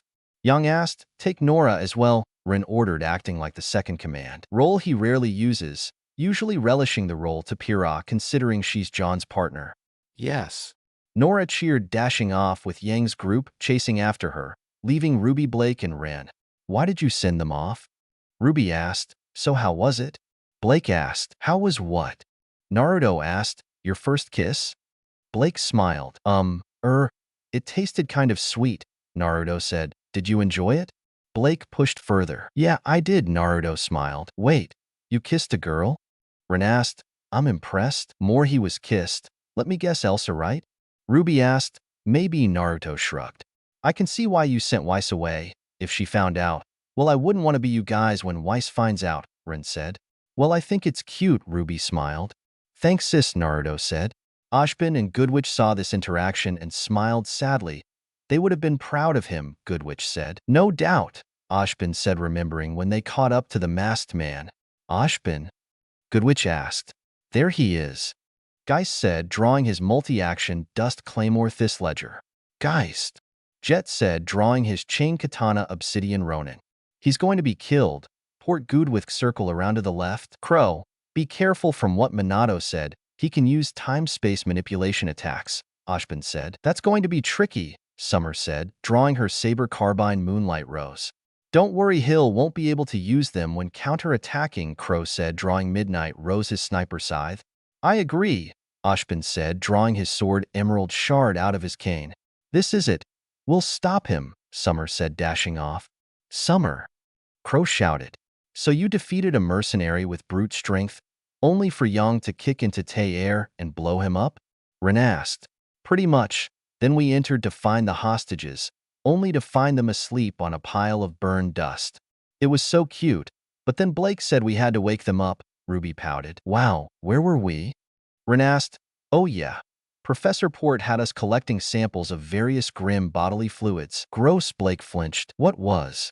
Yang asked, arriving back with drinks and snacks with those Blake had sent. Our mission, by the sounds of things, Pyrrha said as a glowing appeared. Must have ran out of aura, Naruto said, collapsing only to be caught by Yang. Easy there, Yang said. Now that Naruto's free, how about we go and sit outside considering it's a nice day, Blake suggested. I agree, Weiss said, smiling happily. Now that, Blake, sounds like an excellent idea, Ashbin said. Professor, how long have you been there?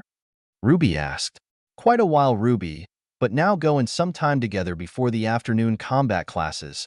Ashbin smiled as the group left as he had his flashback. I cannot believe that prick simply vanished, especially with that bright light, Jet groaned, nursing his panther ears. I agree with the faunus for once, Geist sneered. Guys, please, can we not? But what got me is why Summer left fairly quickly, Crow said, puzzled. Soon they met up with Summer, who had a blonde girl in her arms. Who's the little one? Port asked. She's their daughter, Yang. I've decided to take her in, Summer said teary-eyed. They didn't make it. They sacrificed themselves for the sake of the village, and their son didn't survive. Summer cried as Goodwitch took the sleeping Yang and Crow comforted Summer. I swear I will make them suffer if they lied to me and her, Summer declared. I'll come back tomorrow and help with the graves, Port said. No, let them grieve their way, and we will grieve for our friends our way, Ashbin ordered. Yes, sir, they all said, leaving.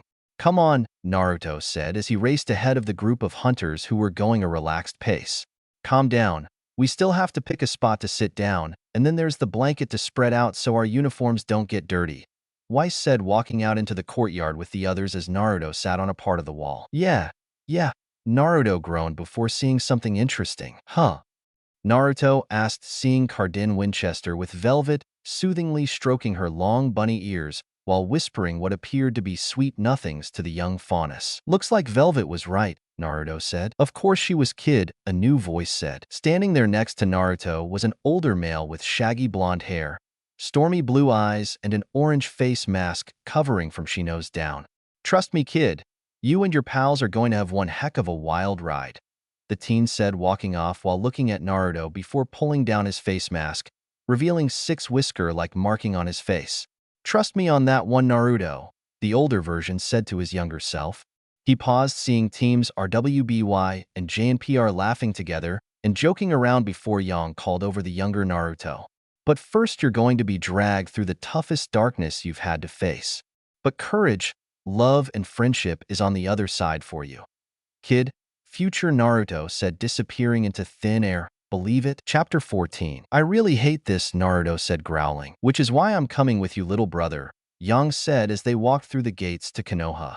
It had been a while since Yang had returned to the village where she was born since she rescued her brother. She felt the suppressed rage she had been hiding from everyone would be released once she found the targets she was looking for. The council. They were finally pay for what they did. Yang knew they lied to her and helped the village all but kill Naruto. She knew Sarutobi would not let her kill said council, but they had to get what was coming to them. So she decided to wait and lure them into a trap. Hey Yang, can we go for some ramen? Naruto asked. Why not? Yang shrugged, walking off to Ichiraka Ramen, smiling. Danzo's still trying to get Naruto under his control. The only thing keeping him safe is Beacon, Sarutobi said, looking out the window. So what will happen when he comes back for his ninja training?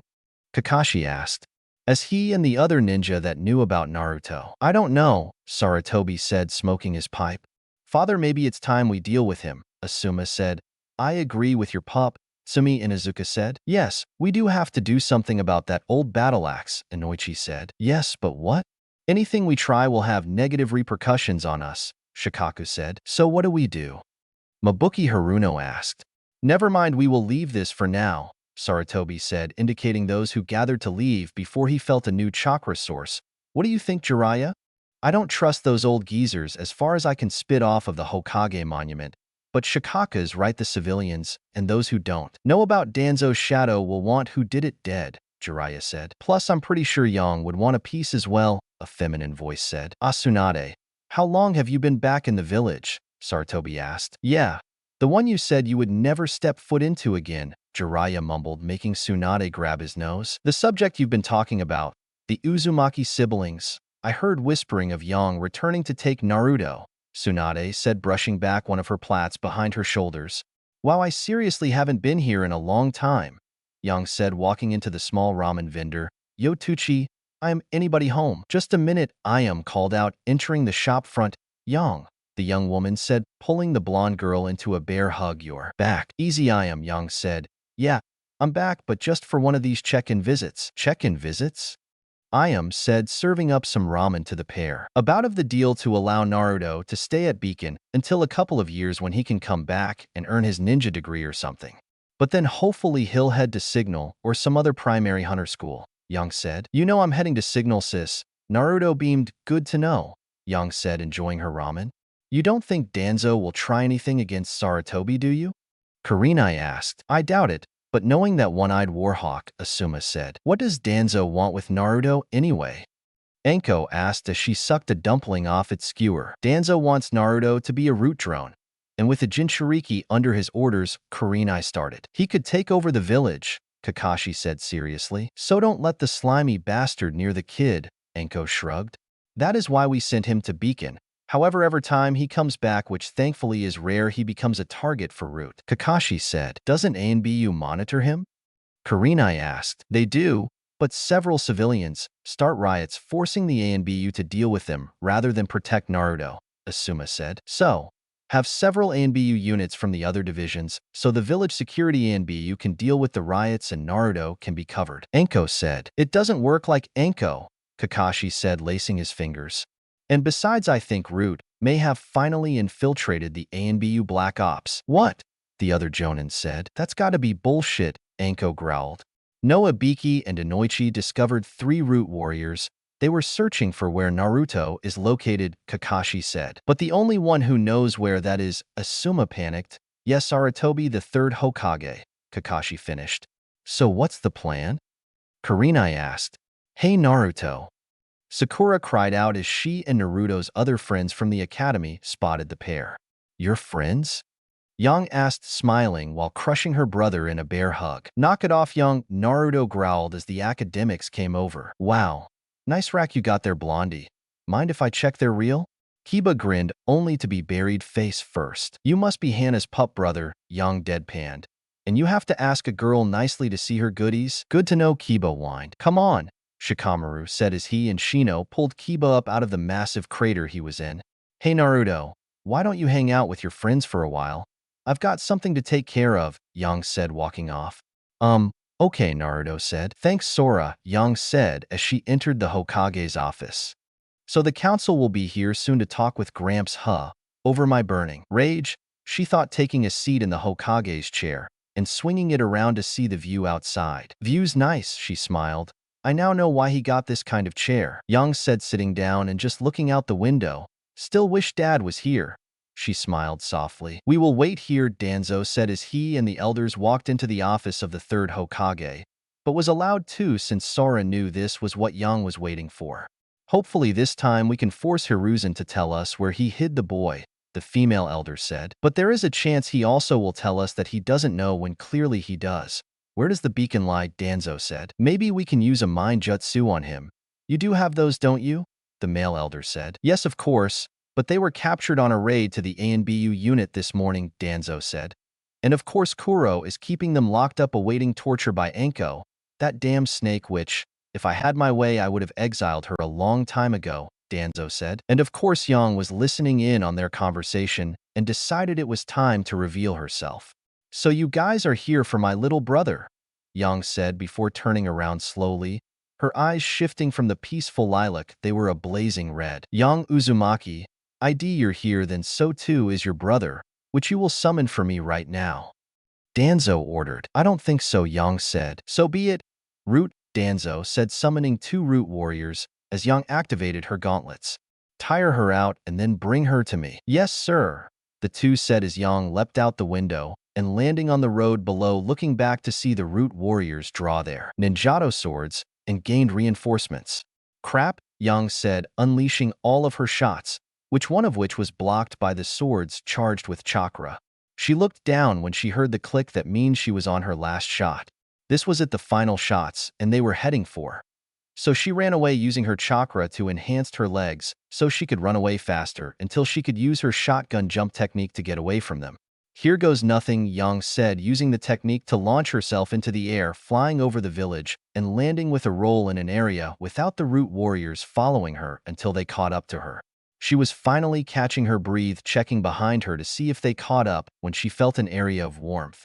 The bath's cool, I could use one, Yang said, stepping behind the red curtain of the woman's bathing area and undressing before stepping into wash area to clean herself before going out into the hot spring to relax and unwind. I hope they don't get to me or Naruto, Yang said, slipping into the warm water, which made her panicked muscle immediately relax, making her sigh out loud, crafting a small smile on her face. You look like you needed this, a voice said in a happy tone, making Yang more alert. There was only one other person in the hot spring with her. She had dark blonde hair, warm chocolate brown eyes, a chest size a bit bigger than Yang herself, and a purple mark her forehead. It's been a while, Yang, the woman said. You know me? Yang asked. Of course I do. After all, your mother was one of my Jinin students, the woman said, and I also helped delivered you. Wait, you're Tsunade, Yang said, cheering up. That I am. So how have you been? Tsunade asked before the two women heard. She landed somewhere near here. Search the area and the bathhouse if you need to, a root warrior said. I see. Hold on, Tsunade said, getting out of the bath. I'll be back in a while. You stay here and relax, Tsunade said. Where is she? One of the root warriors asked, looking around. The only place left is the bathhouse, the second one asked as they approached it. While they were, the red curtain was drawn back as Tsunade stepped out into the fresh air. That was nice. Oh, hello, may I help you with something? She asked, smiling. Stay out of this. It is official root business, the leader said. And you're interfering in official business of the office of the Hokage, Tsunade said. We don't give two shits about the old man, the root leader said as Tsunade rushed forward, generating chakra into her fist. Wick impacted the first root warrior, sending him flying off somewhere. Shit, the old hag's good, a second said before Tsunade sent him into the ground. Well, don't just stand there, get her. One of them shouted as the remaining 8 warriors charged the Sennin. Too easy, Tsunade chuckled, racing into the fold. The root leader was knocked into the academy grounds. He strained to get up. Damn bitch, he said, looking around. She knocked clear across Konoha. He griped before hearing a bunch OPF kids. Worthless Genin. Wait, the Jinchuriki is with them, but so is the Uchiha. Never mind, focus on the boy. He mentally groaned as he was up and approaching the kids. Whoa, who's this guy? Kiba asked. Naruto Uzumaki. By the authority of the council, you will surrender yourself over to Lord Danzo Shimura effective immediately, the leader said. And if I don't? Naruto asked. You will be made to comply, the leader said. Don't, Naruto. Danzo is one of the biggest scumbags in the village, Sakura said. I have to agree.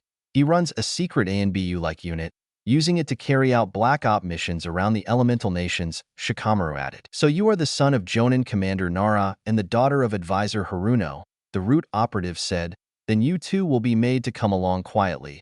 In fact, all of you will come along with me and be indoctrinated into root, so you can serve Lord Danzo in protecting the village, Root said. Here's your answer, Naruto said, showing the root warrior the bird. Naruto, be careful, he's a highly trained warrior. If you need us to, one will take over for you, whether it be me or your father, Kushina said. I agree, and only in the worst case scenario, unleash the power of Kaijins, Minato said. Thanks for the advice, Naruto muttered. Will you comply? The root warrior said. Bite us, Sakura shouted. So be it, Root said. Tsunade had dealt with the root warriors before returning to the hot springs. Slipping into the water, she sighed before looking over to Yang, who was relaxed as well. Well, that takes care of them, Tsunade said. Sure does. Oh shit, Naruto, Yang shouted, racing out of the baths. Wait. Oh no, I spent one of them over to the academy. Tsunade shouted, looking panicked. How could I have been so stupid as to not aim? Tsunade asked, dressing quickly with Yang. Who cares? We have to focus on finding Naruto, Yang shouted, running out the door. Naruto and his friends were about to fight the elite operative of Danzo's when a slurping noise was heard from off the side. Oh, I'm sorry. I forgot about the quietness of this place, Ashbin said, sipping coffee from his usual cup. Who are you, old man? Kiba asked. Someone who's here to help, Naruto said. How can this guy help us? Choji asked. Just trust me on this, okay, man, Naruto said as Ashbin stuck his cane in the ground and flipped the handguard down so he could put his coffee on it before adopting a bare knuckle boxing stance. What is that? The root warrior said before his face was met by Ashbin's fist to the nose. Suddenly Ashbin was a master of boxing, throwing haymakers, jabs, hooks, and uppercuts in a higher speed than usually. He's good, Sasuke said as Ashbin dropped down into a sweeping kick. Now then, I take it you will realize that Naruto Uzumaki, and by extension Yang Xiaolong, is protected, Ashbin said, picking up his coffee cup and taking a swig, sighing in relief. And oh, he will be Lord Danzo's to control, the root warrior said before 2 black blades were pressed against his neck as Guy and Asuma slammed their njis onto his back. Professor Ashbin, good to see you, Kakashi said, shaking the hand of the older professor of Beacon. I'm sorry for not arriving earlier. I only now arrived to find out why my student and her brother did not check in, Ashbin said. Naruto, Yang shouted, charging into the scene with Tsunade behind her, making Ashbin give he an amused look. Ops and Tsunade acknowledged. Lady Senju, I hope that you were the reason why my student is late. Ashbin said, in a way. I told her to hide for a while I dealt with the root warriors. Understandable. Now Miss Xiaolong. Master Uzumaki, shall we head back to Beacon? Ashbin asked as the pair just smiled and joined the green headmaster, before Yang paused and returned to give Tsunade a hug. Thank you, Yang said. You're welcome, Tsunade said as they left. What happened? Goodwick asked as a team of 3 hunters rushed in. Our simple scouting mission turned sour real fast. Torchwick and his associates were down in that canyon, the first member said. We were overrun by the White Fang, and then there was Roman's goons. Emerald, Mercury, Junior, and the twins, plus some weird witch chick, the second one said. And they captured Velvet, the third said. The mission was a failure, ma'am. Permission to retrieve Velvet, ma'am?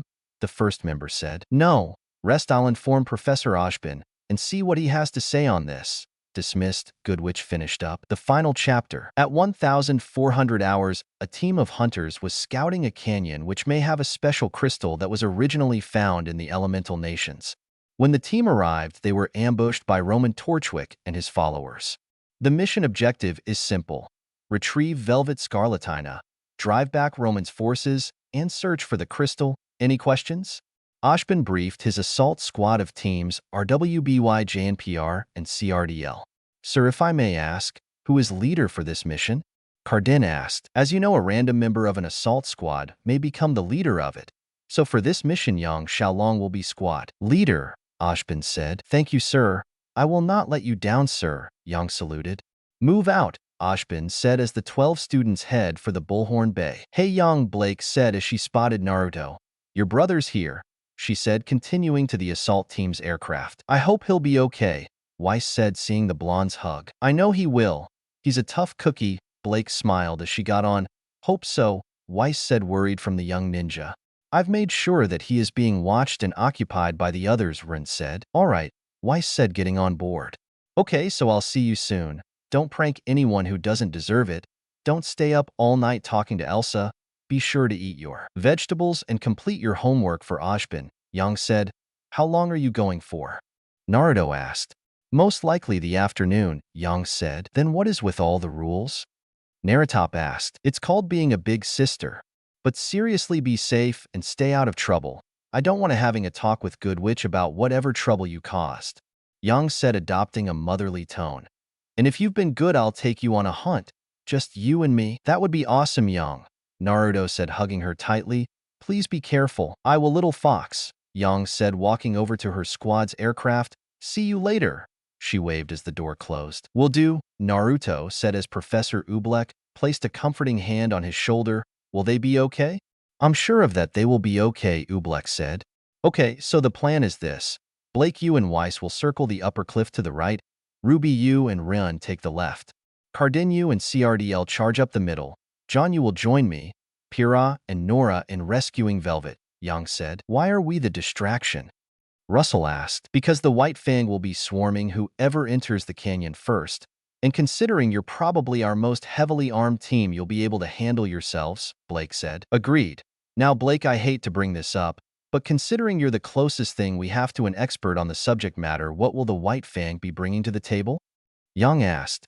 I'm not sure, but after the Schnee Harbor assault, it would be a lot more troops and weaponry. Not to mention we have Emerald and Mercury to contend with, Blake said. Great, those two.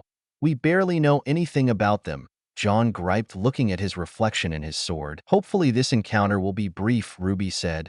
It will be, Weiss said. Touchdown in 5, Yang said, deploying her gauntlets. Are you sure this is the one she wants? Melanie asked her sister. I'm sure of it, Melanie, Militia said, adjusting her bladed claws. So we should get him then? Melanie asked. Yes, Militia said, stalking forward, followed by her twin. Hey, can I help you too? Naruto asked. Of course, sweetie, Melanie said. Your sister wanted us to take you out for the day, Militia, really? What's the safe phrase?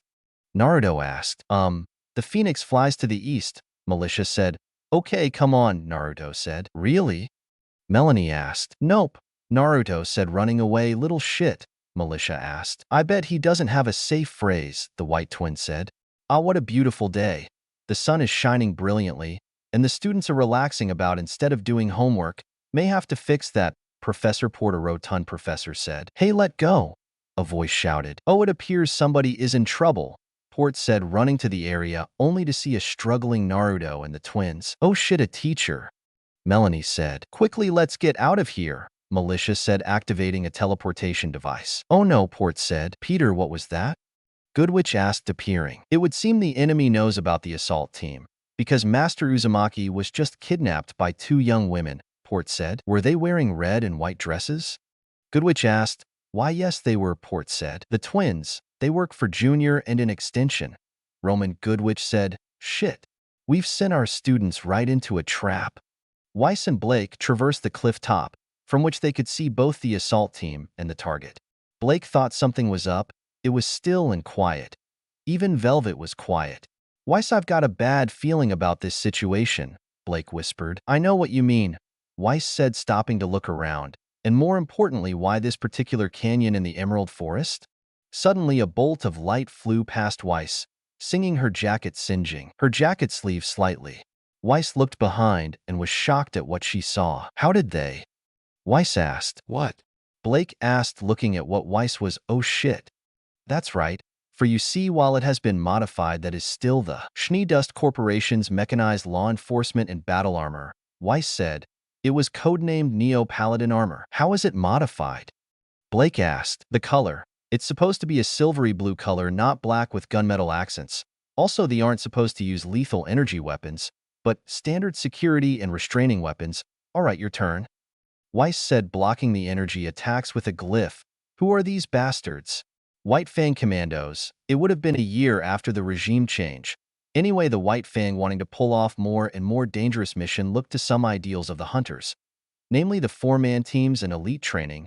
These guys spent most of their time eating, drinking, sleeping, and training together to execute the highly dangerous borderline suicidal missions with a high risk of failure that normal White Fang members couldn't pull off. In other words, which guys are what the White Fang uses when they do either special ops or black ops like missions, Blake explained. How much skill do they have? Weiss asked, retreating as the commandos advanced. It took 20 normal White Fang grunts to even put a single scratch on one of them, Blake said as one of them blindsided her into Weiss. Run, Ruby said, firing her rifle as Ran had engaged one of the two commandos in hand-to-hand combat after his weapons were kicked into the canyon below. Ruby was having a slightly easier time fighting the commando she was facing off, but that was like saying she was having an easier time not eating cookies you put in front of her and telling her to let it until she done her homework. Not real easy for her.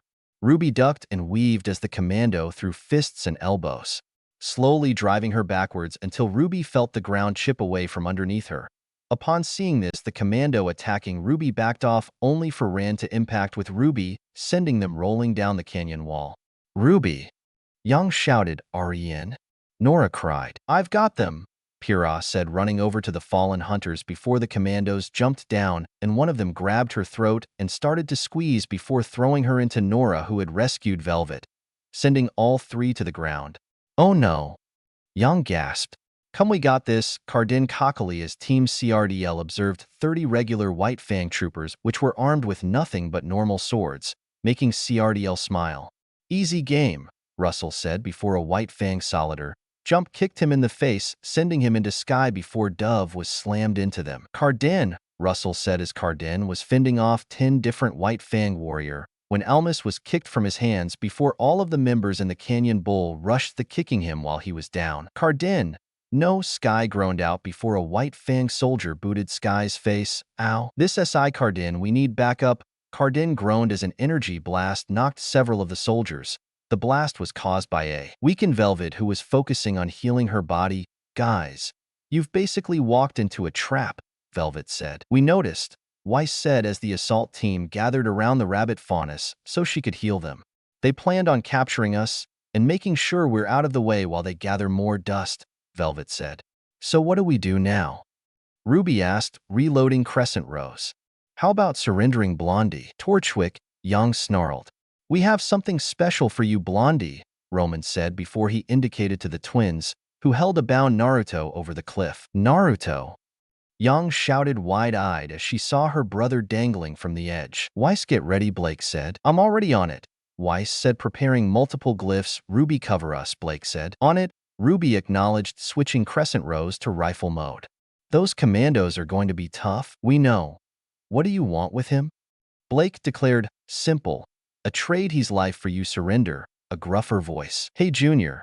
Good to see your balls dropped again, Young laughed. Laugh it up, but remember who controls your brother's life, Junior said. Hey, Naruto, are you okay? Ruby bellowed.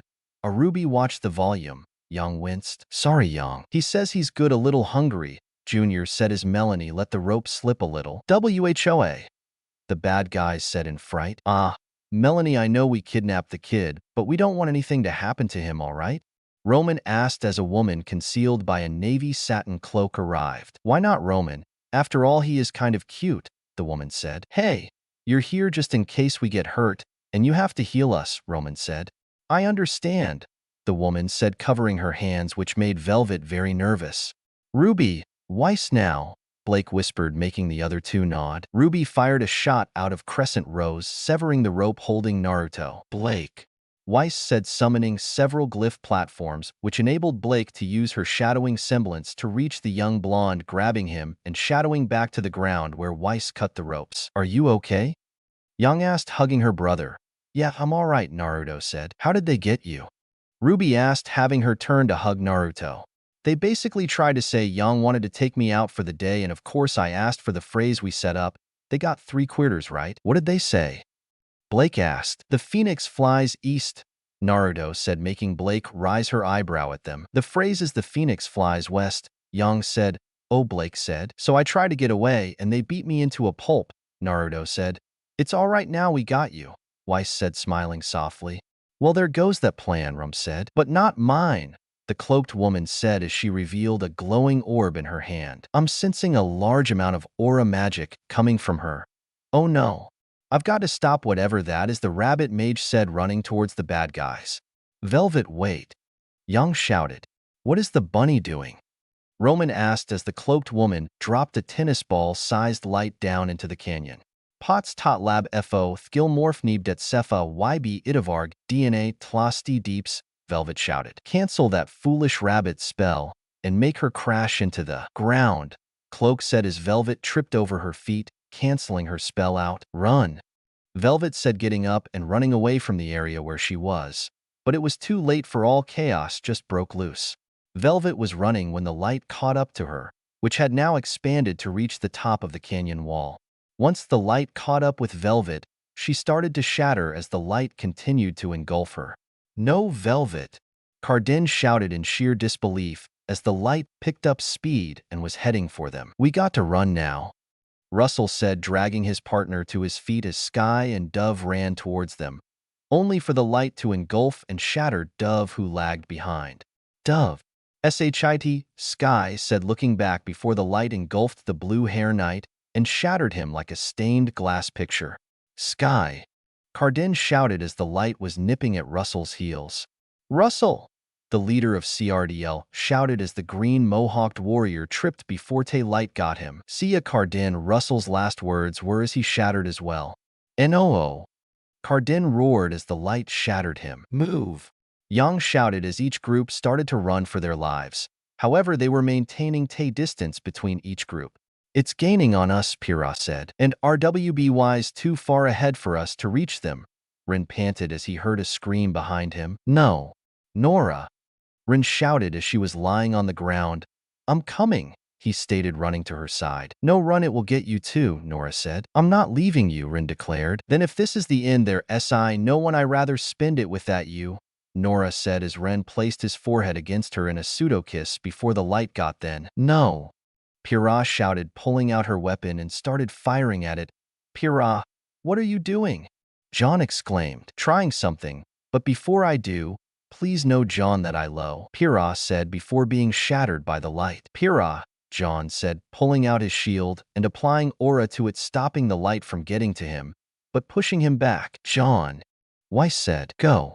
It looks like this thing is limited by the canyon, so if you reach the end, you'll be safe, John said, dropping Shiora and allowing himself to be absorbed by the light, shattering him as well. Team CRDL and JNPR were gone, and now RWBY was next.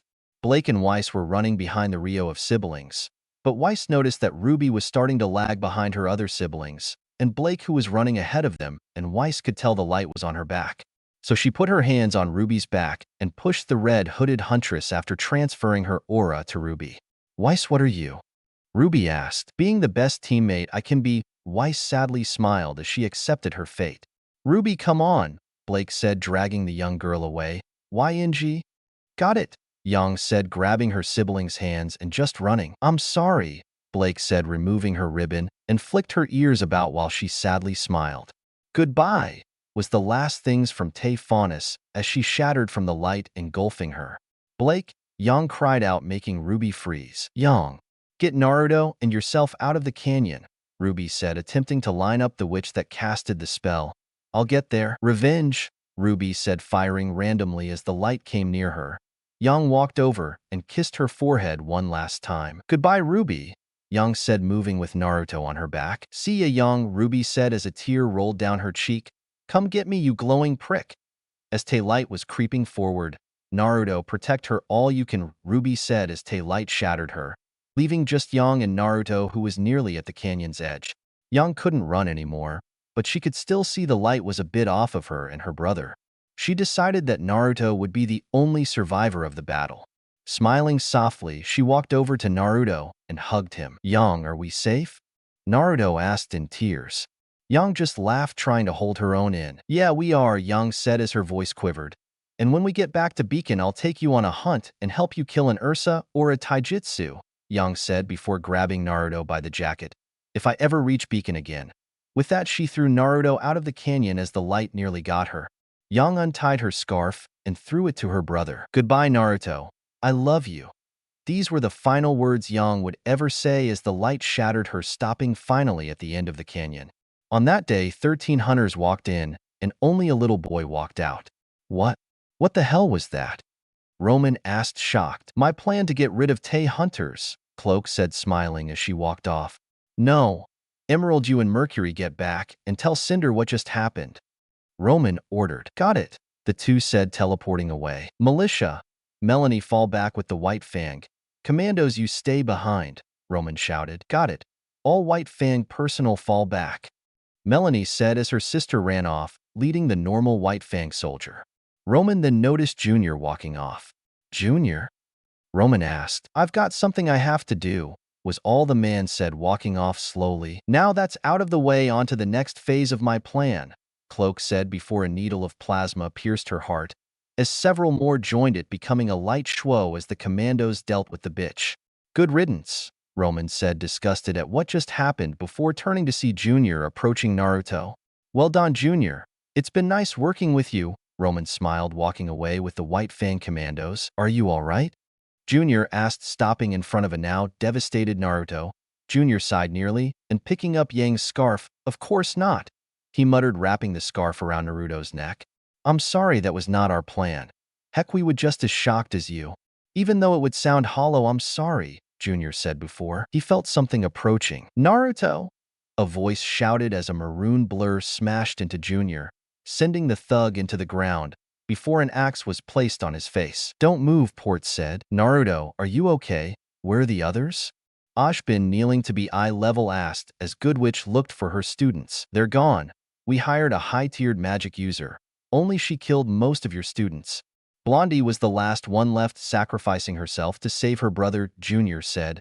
As I said to the boy, even though this sounds hollow, I'm truly sorry.